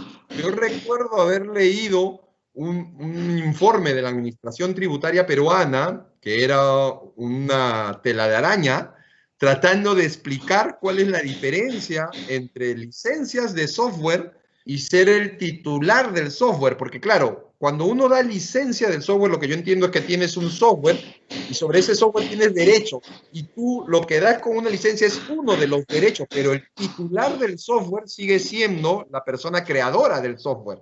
Entonces, la licencia es como si fuera uno de los derechos que tienes sobre ese software que se lo das a alguien. Entonces, eso es extraño también, ¿no? Porque es como si aportaras mercadería finalmente a la empresa.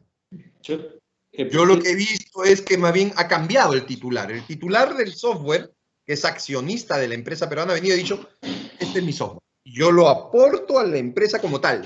No le doy licencia. Le digo, tú ahora eres el dueño, tú, empresa peruana, eres el dueño del software. Ahora, no vayamos más allá porque, claro, desde un punto de vista, como es un bien intangible, tú pudieras decir, sí, pero, y es lo que me preguntaron, me dijeron, sí, pero ¿cómo la administración tributaria peruana se va a enterar si es que yo sigo explotándolo en otro país de donde había venido, si lo sigo explotando en ese país como si fuera del extranjero, ¿no? O sea, claro, ya es ponerse en ese tipo de...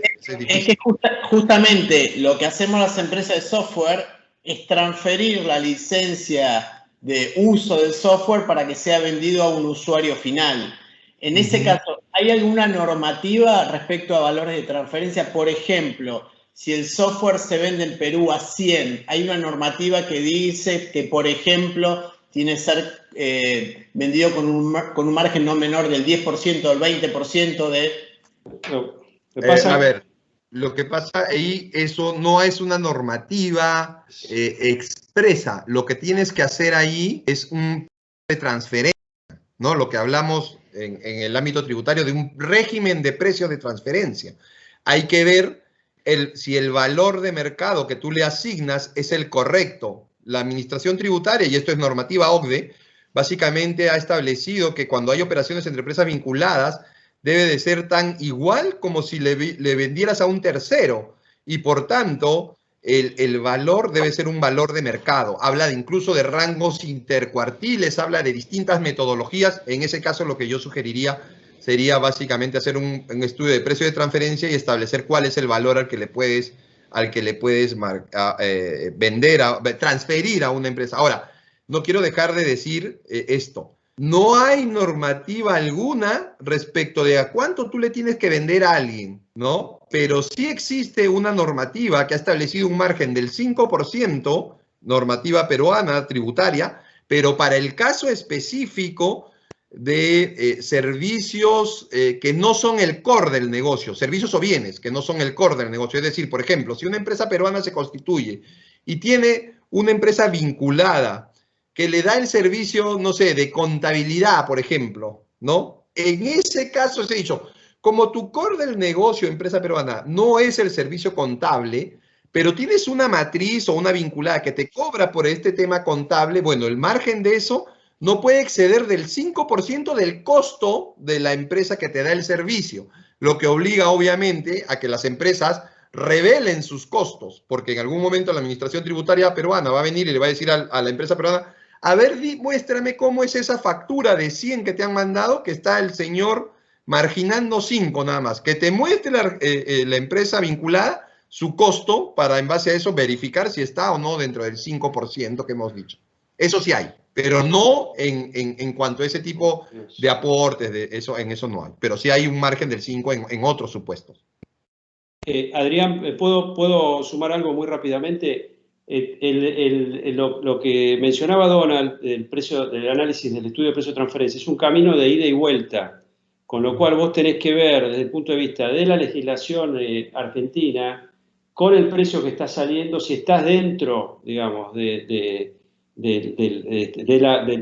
los márgenes razonables para poder salir con ese precio y luego ver y chequear con el Perú a su día si tu compañía va a ser una compañía vinculada, cómo estás también con el precio de entrada para el Perú, con lo cual entiendo que digamos, entonces este es un camino, digamos, que no es unidireccional, es bidireccional. Y en relación a tu primera pregunta, se me ocurre, como en algún caso lo hemos hecho, que originariamente puede que esos productos salgan por precio, salgan por venta, y luego ante la falta de pago eso se transforma en un crédito a partir de un acuerdo por imposibilidad de pago o reconsideración de los términos. O sea, podés tener esa flexibilidad. Corregime, Donald, al menos aquí es muy común esto, ¿no? En bienes y también en servicios a veces. Sí, se puede, o sea, puede ser que tú hayas facturado de repente, por ejemplo, por 1.000 y la empresa no te paga, entonces tú le dices, bueno, a partir de ahora le vamos a aplicar una tasa de interés a esa deuda que me estás teniendo.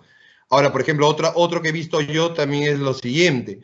Tú me facturaste por 1.000, yo no te pagué y lo capitalizamos. Con lo cual, tú te vuelves accionista, ¿no? El dueño de esa factura, o de repente, si eres accionista, aumentas la participación de tu capital. Va a depender mucho también cómo... Hay varias opciones, ¿no? Para manejarlo. Perfecto. Adrián, gracias por sumarte y gracias también a los expositores. Vamos con las últimas 3 levantadas de mano que tengo. Esteban Erice, tiene acento, así que espero haber pronunciado bien. Sí, perfecto. ¿Me escuchan bien? Sí, muy bien. Muy bien, muchísimas gracias, Donald, y bueno, los demás expositores, muy claro. La pregunta mía es muy concreta y muy sencilla. Sí, ¿cuál es la recomendación y la información profesional que nos pueden dar con respecto a la registración del software en Perú? Un software registrado en la CESI en Argentina, ¿cuál es la recomendación de los abogados para la registración? Si es válida desde Argentina o hay que hacerla en Perú y cuál es el trámite. Gracias. Yo no veo temas estos, algo sé por algún tipo de experiencia que he tenido, pero tenemos un área del estudio que se encarga de esto. Pero José María también me pareció que lo comentó, que los registros son territoriales ahora, ¿no? O sea, no es que porque lo tengas registrado. Claramente, aparte, con fines de optimización, digamos, de planeamiento fiscal, claramente la posibilidad de registrarlo o al menos ceder, dependiendo cómo se va a estructurar esa... Digamos, habría que ver cómo es la operación y a partir de ahí la conveniencia o no de hacerlo, pero proteger en materia de propiedad intelectual lo que abunda no daña, ¿no? De protección de la propiedad intelectual, con lo cual... Y no es un trámite tampoco extremadamente complicado, entiendo, hasta la última vez que supe... se hace ante el Indecopi, es un depósito de propiedad intelectual, como se hace aquí, como ustedes han hecho, Esteban, ante la CESI, digamos, la CESI como agente o representante de la Dirección Nacional de Derechos de Autor. ¿Eso se puede hacer desde Argentina o necesitamos que sea hecho directamente en Perú? Entiendo que no hay un proceso electrónico, pero te lo podemos confirmar. Claro, o sea, se debe hacer acá, pero yo entiendo que no es necesario que viajen para hacerlo. O sea, puedes encargarle a alguien que lo haga acá. Entiendo que electrónico, no sé si Indecopi ya estará en temas electrónicos. Por ejemplo, la Administración Tributaria Peruana sí ya está en temas electrónicos. Pero el tema de Indecopi no sabría decirte exactamente, pero sí te lo podemos averiguar también, como no hay problema por eso. Muy bien. Ahora sí es importante registrarlo, como bien dice José, porque protegerlo, ¿no? Y después, posteriormente, quizás inclusive hasta pensar en que, como eres tú el dueño del software registrado, cobrar algún tipo de regalía a alguien a quien, por ejemplo, le puedas dar la posibilidad de distribuir en un país, cosas así, ¿no? Porque sigues siendo tú el titular. Correcto. Muchísimas gracias. No te preocupes. Gracias, Esteban. Sixto, de Novatronic.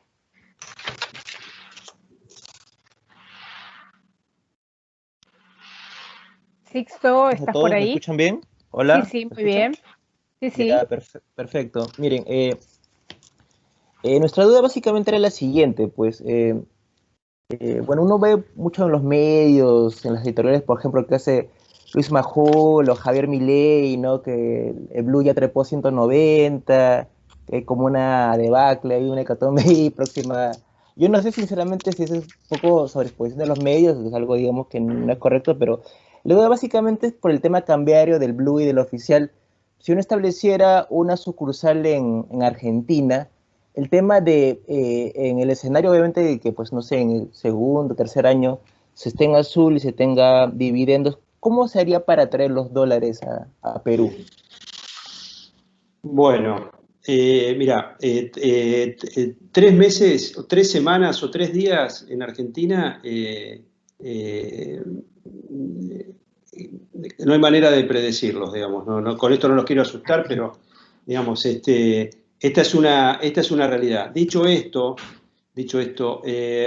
Argentina más temprano que tarde va a tener que reestructurar su situación cambiaria, llevar adelante una devaluación, con lo cual indefectiblemente esto se va a corregir por las buenas o por las malas, ¿sí? O sea, más temprano que tarde. A la foto de hoy, si tú tuvieras una subsidiaria aquí en Argentina y quisieras remesar, la remesa de dividendos como tal está sujeta a aprobación del Banco Central, con lo cual esto es igual a imposible, ¿sí? Al día de hoy, esta es la foto del día de hoy, de control de cambios de hoy. Al mediodía, salvo que haya salido una norma nueva, pero en realidad las normas van poniendo, digamos, más cerrojos, no van abriendo las cosas. Si tú te quieres llevar el dinero, de todas maneras, tenés cómo llevártelo, pero el costo de los dólares, digamos, del cambio, va a ser 100, 120, 130%, dependiendo cómo esté, porque hay alternativas para remesar, con títulos de deuda, con compra de bonos, digamos, siempre existen alternativas, ¿sí? Pero claramente hoy son muy costosas. Sí, lo que está determinando es, hoy por hoy, medido en términos de dólares, una ventaja competitiva muy grande de todo el sector de servicios de Argentina, ¿no? En términos de costo del músculo, mano de obra, digamos, entonces hay que ver cómo esa operación se puede planificar, teniendo en cuenta que este escenario va a cambiar. También hay algunas herramientas que el gobierno, digamos, el gobierno anterior la había dado, este gobierno la reformuló, que tiene que ver con industrias basadas en la economía del conocimiento y que estén con foco principalmente en exportación, la posibilidad de tener importantes ventajas impositivas, principalmente el impuesto a las ganancias, compensaciones y demás, que es sobre la tan conocida Ley de Economía del Conocimiento, que ahora está a reglamentarse. O sea, alternativas de planificación hay. Sí, claramente el cuello de botella tiene que ver cuando hay que pagar una factura al exterior y requerir ese pago al Banco Central. Hoy, con la escasez de dólares que hay, está muy, muy restringido. Y digamos, si tu mercado, dependiendo, digamos, cuál sea la estrategia, qué mercado vas a apuntar, si desde aquí vas a vender al exterior. O sea, hay muchas alternativas y, digamos, sobre todo en temas de que tiene que ver con compañías de tecnología, esto hay que ir analizándolo muy caso a caso, ¿no? Porque, como yo decía, un poco al pasar. Hoy muchas compañías están buscando, digamos, canalizar comercialización por terceros países, armando algún tipo de estrategia para buscar alguna optimización. Bueno, a alguien le están martillando la puerta. Muy bien. Bueno, Richard, José, Julio, en el chat. hola, Sí, sí, muchas gracias por la respuesta. Me queda claro que obviamente una inversión en la Argentina sería un tema, digamos, de mediano plazo, mediano largo plazo. Obviamente una estrategia inmediatista no es aplicable con la coyuntura actual. También tenemos claro cuáles son las ventajas, como bien mencionas, a nivel de los costos laborales, a nivel, digamos, de la diferencia del tipo de cambio. Sin embargo, como tú bien dices, quizá uno no tiene una bola de cristal, ¿no? O sea, probablemente, como dices, es que debido a las fluctuaciones que hayan no sé, en las políticas de gobierno y en el gobierno en sí, dependería mucho ver que la compañía, en todo caso, que haga la inversión tenga la espalda financiera para poder, digamos, dado los costos, digamos, de remisar los dólares, tener la operación de manera local en pesos hasta que el contexto cambie. Por eso, digamos, es cuestión de planificación. Si vos venís a buscar músculo en la Argentina, lo vas a tener muy barato y bueno, digamos. Hoy mucho más barato que tal vez de aquí a un tiempo, ¿sí? Pero, digamos, tenés capital humano, tenés unas ventajas comparativas importantes. Hasta la posibilidad de adquirir operaciones, digamos. Esto, hoy por hoy, la posibilidad de crecer inorgánicamente a través de adquisiciones de empresas también puede ser una alternativa, ¿no? Va a depender de tu negocio. Con gusto lo charlamos cuando quieras respecto de cuáles son los planes, con la gente de los planes de internacionalización que tienen, junto con los chicos de InvestBI sin problema. Gracias, Sisto. Novatronic es una empresa muy importante en el Perú. Sí, justamente como estrategia que hemos tenido en este año, estamos viendo el tema de la internacionalización para el 2021, un poco en vista de que, bueno, la coyuntura esta del COVID realmente nos ha favorecido en cierta manera porque nuestro negocio que es banca, telco y retail ha sido de alguna manera impulsado, ¿no? Por el tema de la no proximidad, ¿no? Por el tema de del nuevo establishment que tiene la sociedad actualmente. Gracias, Sixto. Estamos para ayudarte también aquí en Perú. Gracias, Sixto, por tomarte bueno, quedan dos. Queda Diego en mano levantada, si querés hacer tu consulta. Sí, ¿qué tal? Bueno, gracias a Donald y a José. Muy interesante todo lo que han comentado. Mi consulta es al revés de la que había planteado uno de los compañeros peruanos. Es hoy desde Argentina, como decía José, el tema del conocimiento hacia el exterior es bastante rentable, aunque al dólar oficial ya no lo está haciendo tanto. Pero mi pregunta es, si yo desarrollo, nosotros desde Believe hacemos software a medida, hacemos aplicaciones, CMRs, bueno, todo, diferentes aplicaciones a medida.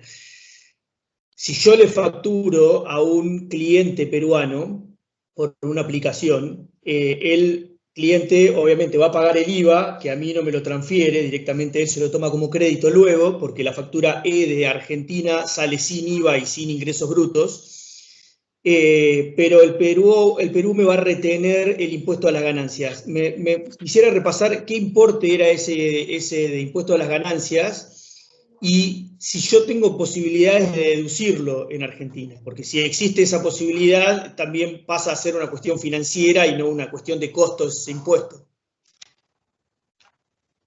En Argentina, perdón, en Perú va a depender. Entiendo que es un pago mensual.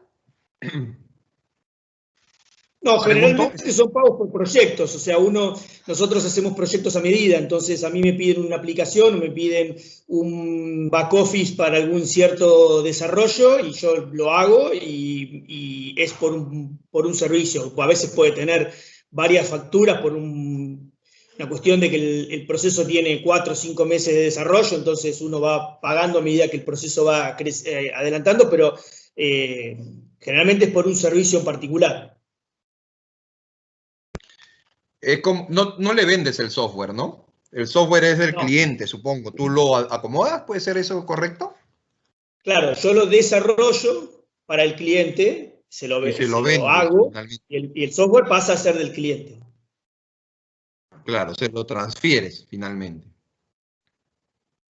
Yo diría ahí, sin conocer mucho del asunto, pero si quieres irte a lo seguro, yo diría que te tienen que hacer una retención del 30%. Porque es un software a medida, no es un software estándar, es un desarrollo. Podría incluso hasta pensarse en algún tipo de regalía. Habría que verlo más, ¿no? Habría que ver más el caso, pero en principio, por ejemplo, si a mí me preguntas eso, yo diría, yo como cliente peruano, para evitarme cualquier tipo de inconveniente con la administración tributaria de Perú, yo haría una retención del 30%. Porque como lo veo, es que pareciera, ¿queda en nube o lo descarga finalmente el cliente? Supongamos, uno de los casos muy comunes hoy es que te pidan desarrollar algún tipo de aplicación, en donde uno la desarrolla, se la da al cliente y el cliente la sube a un store de Google y de Apple del mismo cliente. Entonces, los clientes de mi cliente, digamos, los consumidores finales, descargan esa aplicación desde Google Store o de Apple Store, y la aplicación pasa a ser del cliente. Yo lo único que hice fue desarrollarla, generar el código y pasársela. Y nunca más te paga, solo es un único pago. O sea, solo a ti no te interesa si te descargan pago. una vez, 50 veces, 1.000.000 de veces, eso te es indistinto. Mientras él te haya pagado a ti la única vez por la que te contrató para desarrollar la aplicación, te olvidas del asunto y nunca más vuelves a saber de él. Correcto. Ya, yo ahí tengo ciertas dudas porque es bien particular, ¿no? O sea, lo que pasa es que el servicio digital, cuando uno lo entiende, te trata tantos temas incluido dentro de un solo concepto y te dice aquel servicio que es online, ¿no? Automático y que necesita la tecnología de información a través del Internet. Entonces tú te quedas pensando, pero eso es un servicio de única vez o es un servicio periódico que constantemente me va a estar facturando y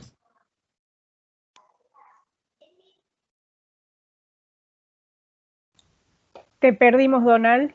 Se perdió Donald. Una compra de un software no retengo, porque es una compra de un software. O sea, no es que no me está brindando un servicio. No es un servicio que está en nube y todos los meses entro al software y cada mes entonces él va a entrar y como yo estoy abriéndolo, entrando al software, no, es una única vez.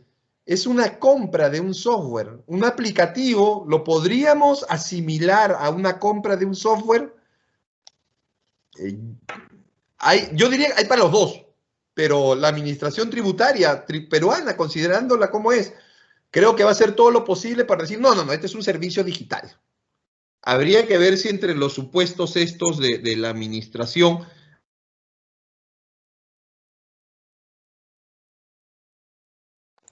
Donald, te escuchamos cortado, te llegamos a escuchar hasta 30. Ahora, Donald, podrías inclusive...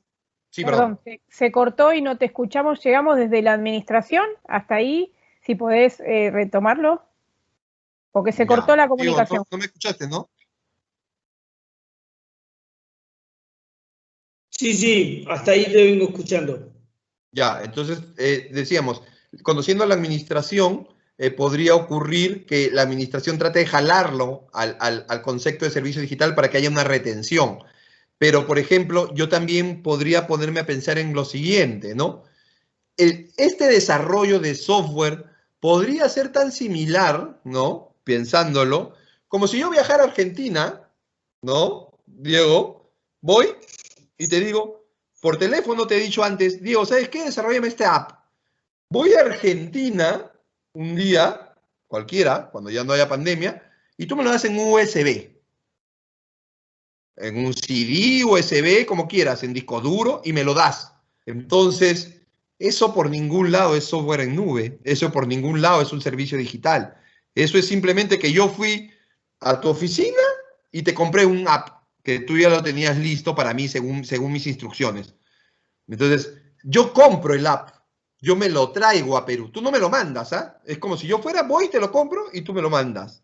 Yo voy, te lo compro y me lo das en un dispositivo físico. Y yo acá en Perú ya lo meto a mi software, en mi servidor, lo que sea. En ese caso, por ejemplo, sería bastante defendible decirle a la administración, ojo, no estoy comprando un servicio digital, estoy comprando un app que el señor tiene y que me lo ha desarrollado para mí, sí, perfecto, pero no utilizaba el internet para mandármelo, no me lo voy a pagar mensualmente. Es como si yo hubiera a cualquier otro sitio y compraba un antivirus en un CD, en un USB. Entonces, esos supuestos ya están dichos por la administración tributaria, que no hay ningún pago de nada, que no es regalía, te dicen.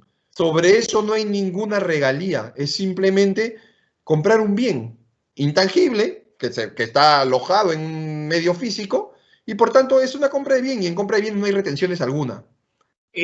Yo te recomendaría que previo a hacer algo así, converses con tu cliente y ver cuál es el punto de vista, porque claro, lo que yo pienso, lo que tú piensas, la gran pregunta es, ¿él qué piensa? ¿Qué le va a decir su contador? ¿Le va a pedir retener? Porque si tiene un punto de vista conservador, le va a decir retén.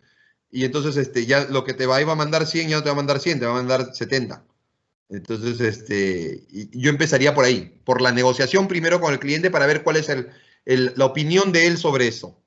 Ahí intuyo que es muy importante, debe ser el concepto también, ¿no? O sea, no poner en el concepto de la factura un desarrollo de software, sino venta de producto, venta de app. Y la consulta hacia José es saber si en el caso de tener ese 30% de retención, si es deducible en Argentina. Sé que por convenios en algunos países es deducible y por otros no, con lo cual, para saber si pasa a ser una cuestión financiera o pasa a ser una cuestión de costo. Perdón, estás muteado, José. Perdón, es definitivamente una cuestión financiera desde el punto de vista que vos, digamos, lo podés tomar, pero para ganancias de fuente extranjera. Lamentablemente la ley de economía de conocimiento, que fue modificada por este gobierno, quitó algo que era fundamental y era que vos podías tomar para cualquier tipo de fuente estas retenciones y compensarlo, o sea, ganancia de fuente argentina, ganancia de fuente extranjera. Ahora solamente lo puedes utilizar para ganancia de fuente extranjera, para tu declaración de jurada. En este caso, si vendiste hoy para el 2021, entre la inflación, devaluación y demás, digamos, acaba siendo un tema, digamos, acaba siendo un tema económico, digamos. Si bien es financiero, pero digamos, acaba siendo un tema económico porque la posibilidad de poner en valor esa retención, digamos, se minimiza. De todas maneras, tenés que verlo bien, dependiendo de cómo son tus ingresos y demás, ya ahí con tu contador para ver qué aplicación puedes hacer. El punto es, en este caso, es la primera conversación con tu comprador sería tratar de lograrlo con Grossinap, digamos. O sea, que él que a vos te los mande limpios de polvo y paja. Digamos. Son $1000, son $1000 sin retención. Ese es el primer punto, pero bueno, eso te puede sacar de la cancha, dependiendo qué tan, digamos, qué tan exclusivo sos, que no tenga competencia, que no es un tema de negociación, digamos. No, está bien. Lo que pasa es que en el caso de que la retención pueda ser deducible, es como una retención que a mí me hace una empresa en Argentina sobre el 2% de la facturación. O sea, pasa al 2021, pero es sobre la ganancia del 2020. Sí. Pero de nuevo, es para utilizarlo exclusivamente con ganancia de fuente argentina. ¿No? Pero de todas maneras, ahí tenés que ver cómo es toda tu estructura de ingresos de fuente extranjera también, ¿no? Para ver hasta dónde te sirve, ¿no? Pero yo iría a tratar de pelear el Grossinap primero. Que sé que es una batalla casi perdida, pero bueno. Ok, gracias. Les agradezco muchísimo. Vamos con, ahora sí, la última, que es una consulta que hizo Julio Tajifu. Julio, no sé si estás por ahí. Si no, la leo yo. Julio, si querés. Bueno, él preguntaba si tengo una empresa en Canadá o en Argentina y queremos ofrecer servicios digitales, publicidad online, desarrollo de software, ¿desde dónde es mejor facturar? Imagino que ofrecer servicios en Perú, me imagino yo que es lo que plantea. Igual creo que no está ya conectado, no sé si alguien le puede, en todo caso, si le conviene Canadá o Argentina. No es lo que no es justo la temática que estamos apuntando, pero entiendo que está viendo la mejor oportunidad, ¿no? Pero obviamente para acceder a Perú. Es perfecta para que noten la diferencia. Lo bueno es que nosotros tenemos con Canadá un convenio de doble imposición. Y si yo retuviera, él puede usarlo como crédito allá, en Canadá. Mientras que, porque el mismo convenio dice, y te establece hasta un límite, ¿no? El límite es justamente la tasa del impuesto que él pagaría si hubiera pagado allá por ese servicio. Entonces, eso es justamente la idea, ¿no? Miren cómo Canadá me permite eso, mientras que yo entiendo que si yo le hago una retención a Argentina es poco probable que ustedes pudieran deducirlo. Entonces, es bueno el ejemplo, ¿no? Entonces, adicionalmente, le convendría mucho más. Argentina tiene tratado con Canadá, con lo cual eso eventualmente siempre respetando y no tratando de incurrir en un treaty shopping, pero digamos, flujos entre las compañías vinculadas, digamos, que sea Canadá quien le compre el servicio a Argentina y sea Canadá luego la que tenga, digamos, la venta al Perú para tener una mayor eficiencia fiscal, ¿no? Sí, claro. Buenísimo. Perfecto. Les agradecemos a todos los presentes. Silvia, si querés, antes de cerrar, Solamente van a llevar mucha información. Gracias de parte de PROMPERÚ y estamos 2 horas, así que ha generado interés, así que podemos seguir trabajando estos eventos con InvestBA y gracias a todos por estar presentes y interactuar. Me encantaría, antes de cerrar, contar lo que se viene. Silvia, si vos me podés ayudar con fecha en la actividad que se está armando. Sí, queremos desarrollar justamente para poder concretar todas estas oportunidades, una rueda de negocios virtual. La tecnología nos ayuda realmente a generar estos encuentros de manera bastante interactiva y sin límite de empresas, porque con las plataformas de software podemos hacer la rueda. La rueda es los días 26 y 27 de noviembre y nos extendemos hasta el 30 de noviembre, o sea, van a ser 3 días de rueda. Ok, perfecto. Esta es la idea, que aquellos que quieran participar pueden, bueno, vamos a hacerles llegar la información. Cuando cerremos esta actividad, mandemos la presentación y la encuesta, también la información para participar de la ronda. Sin robarles más, Silvia, muchas gracias a todo el equipo que está atrás, especialmente gracias a José María y a Donald por este tiempo, y a todos los que se tomaron este rato para conversar con nosotros y plantear sus dudas y consultas. El equipo que está atrás, y Silvia, Alit, a todo el equipo de PROMPERÚ también. Alejo, Alit, a todo el Alejo, exacto. Alejo, Gastón, Leila, Donald y José María, muchísimas gracias. Gracias a todos. Estamos a disposición para lo que necesiten. Que tengan un lindo viernes. Hasta luego. Gracias a todos. Adiós. Gracias.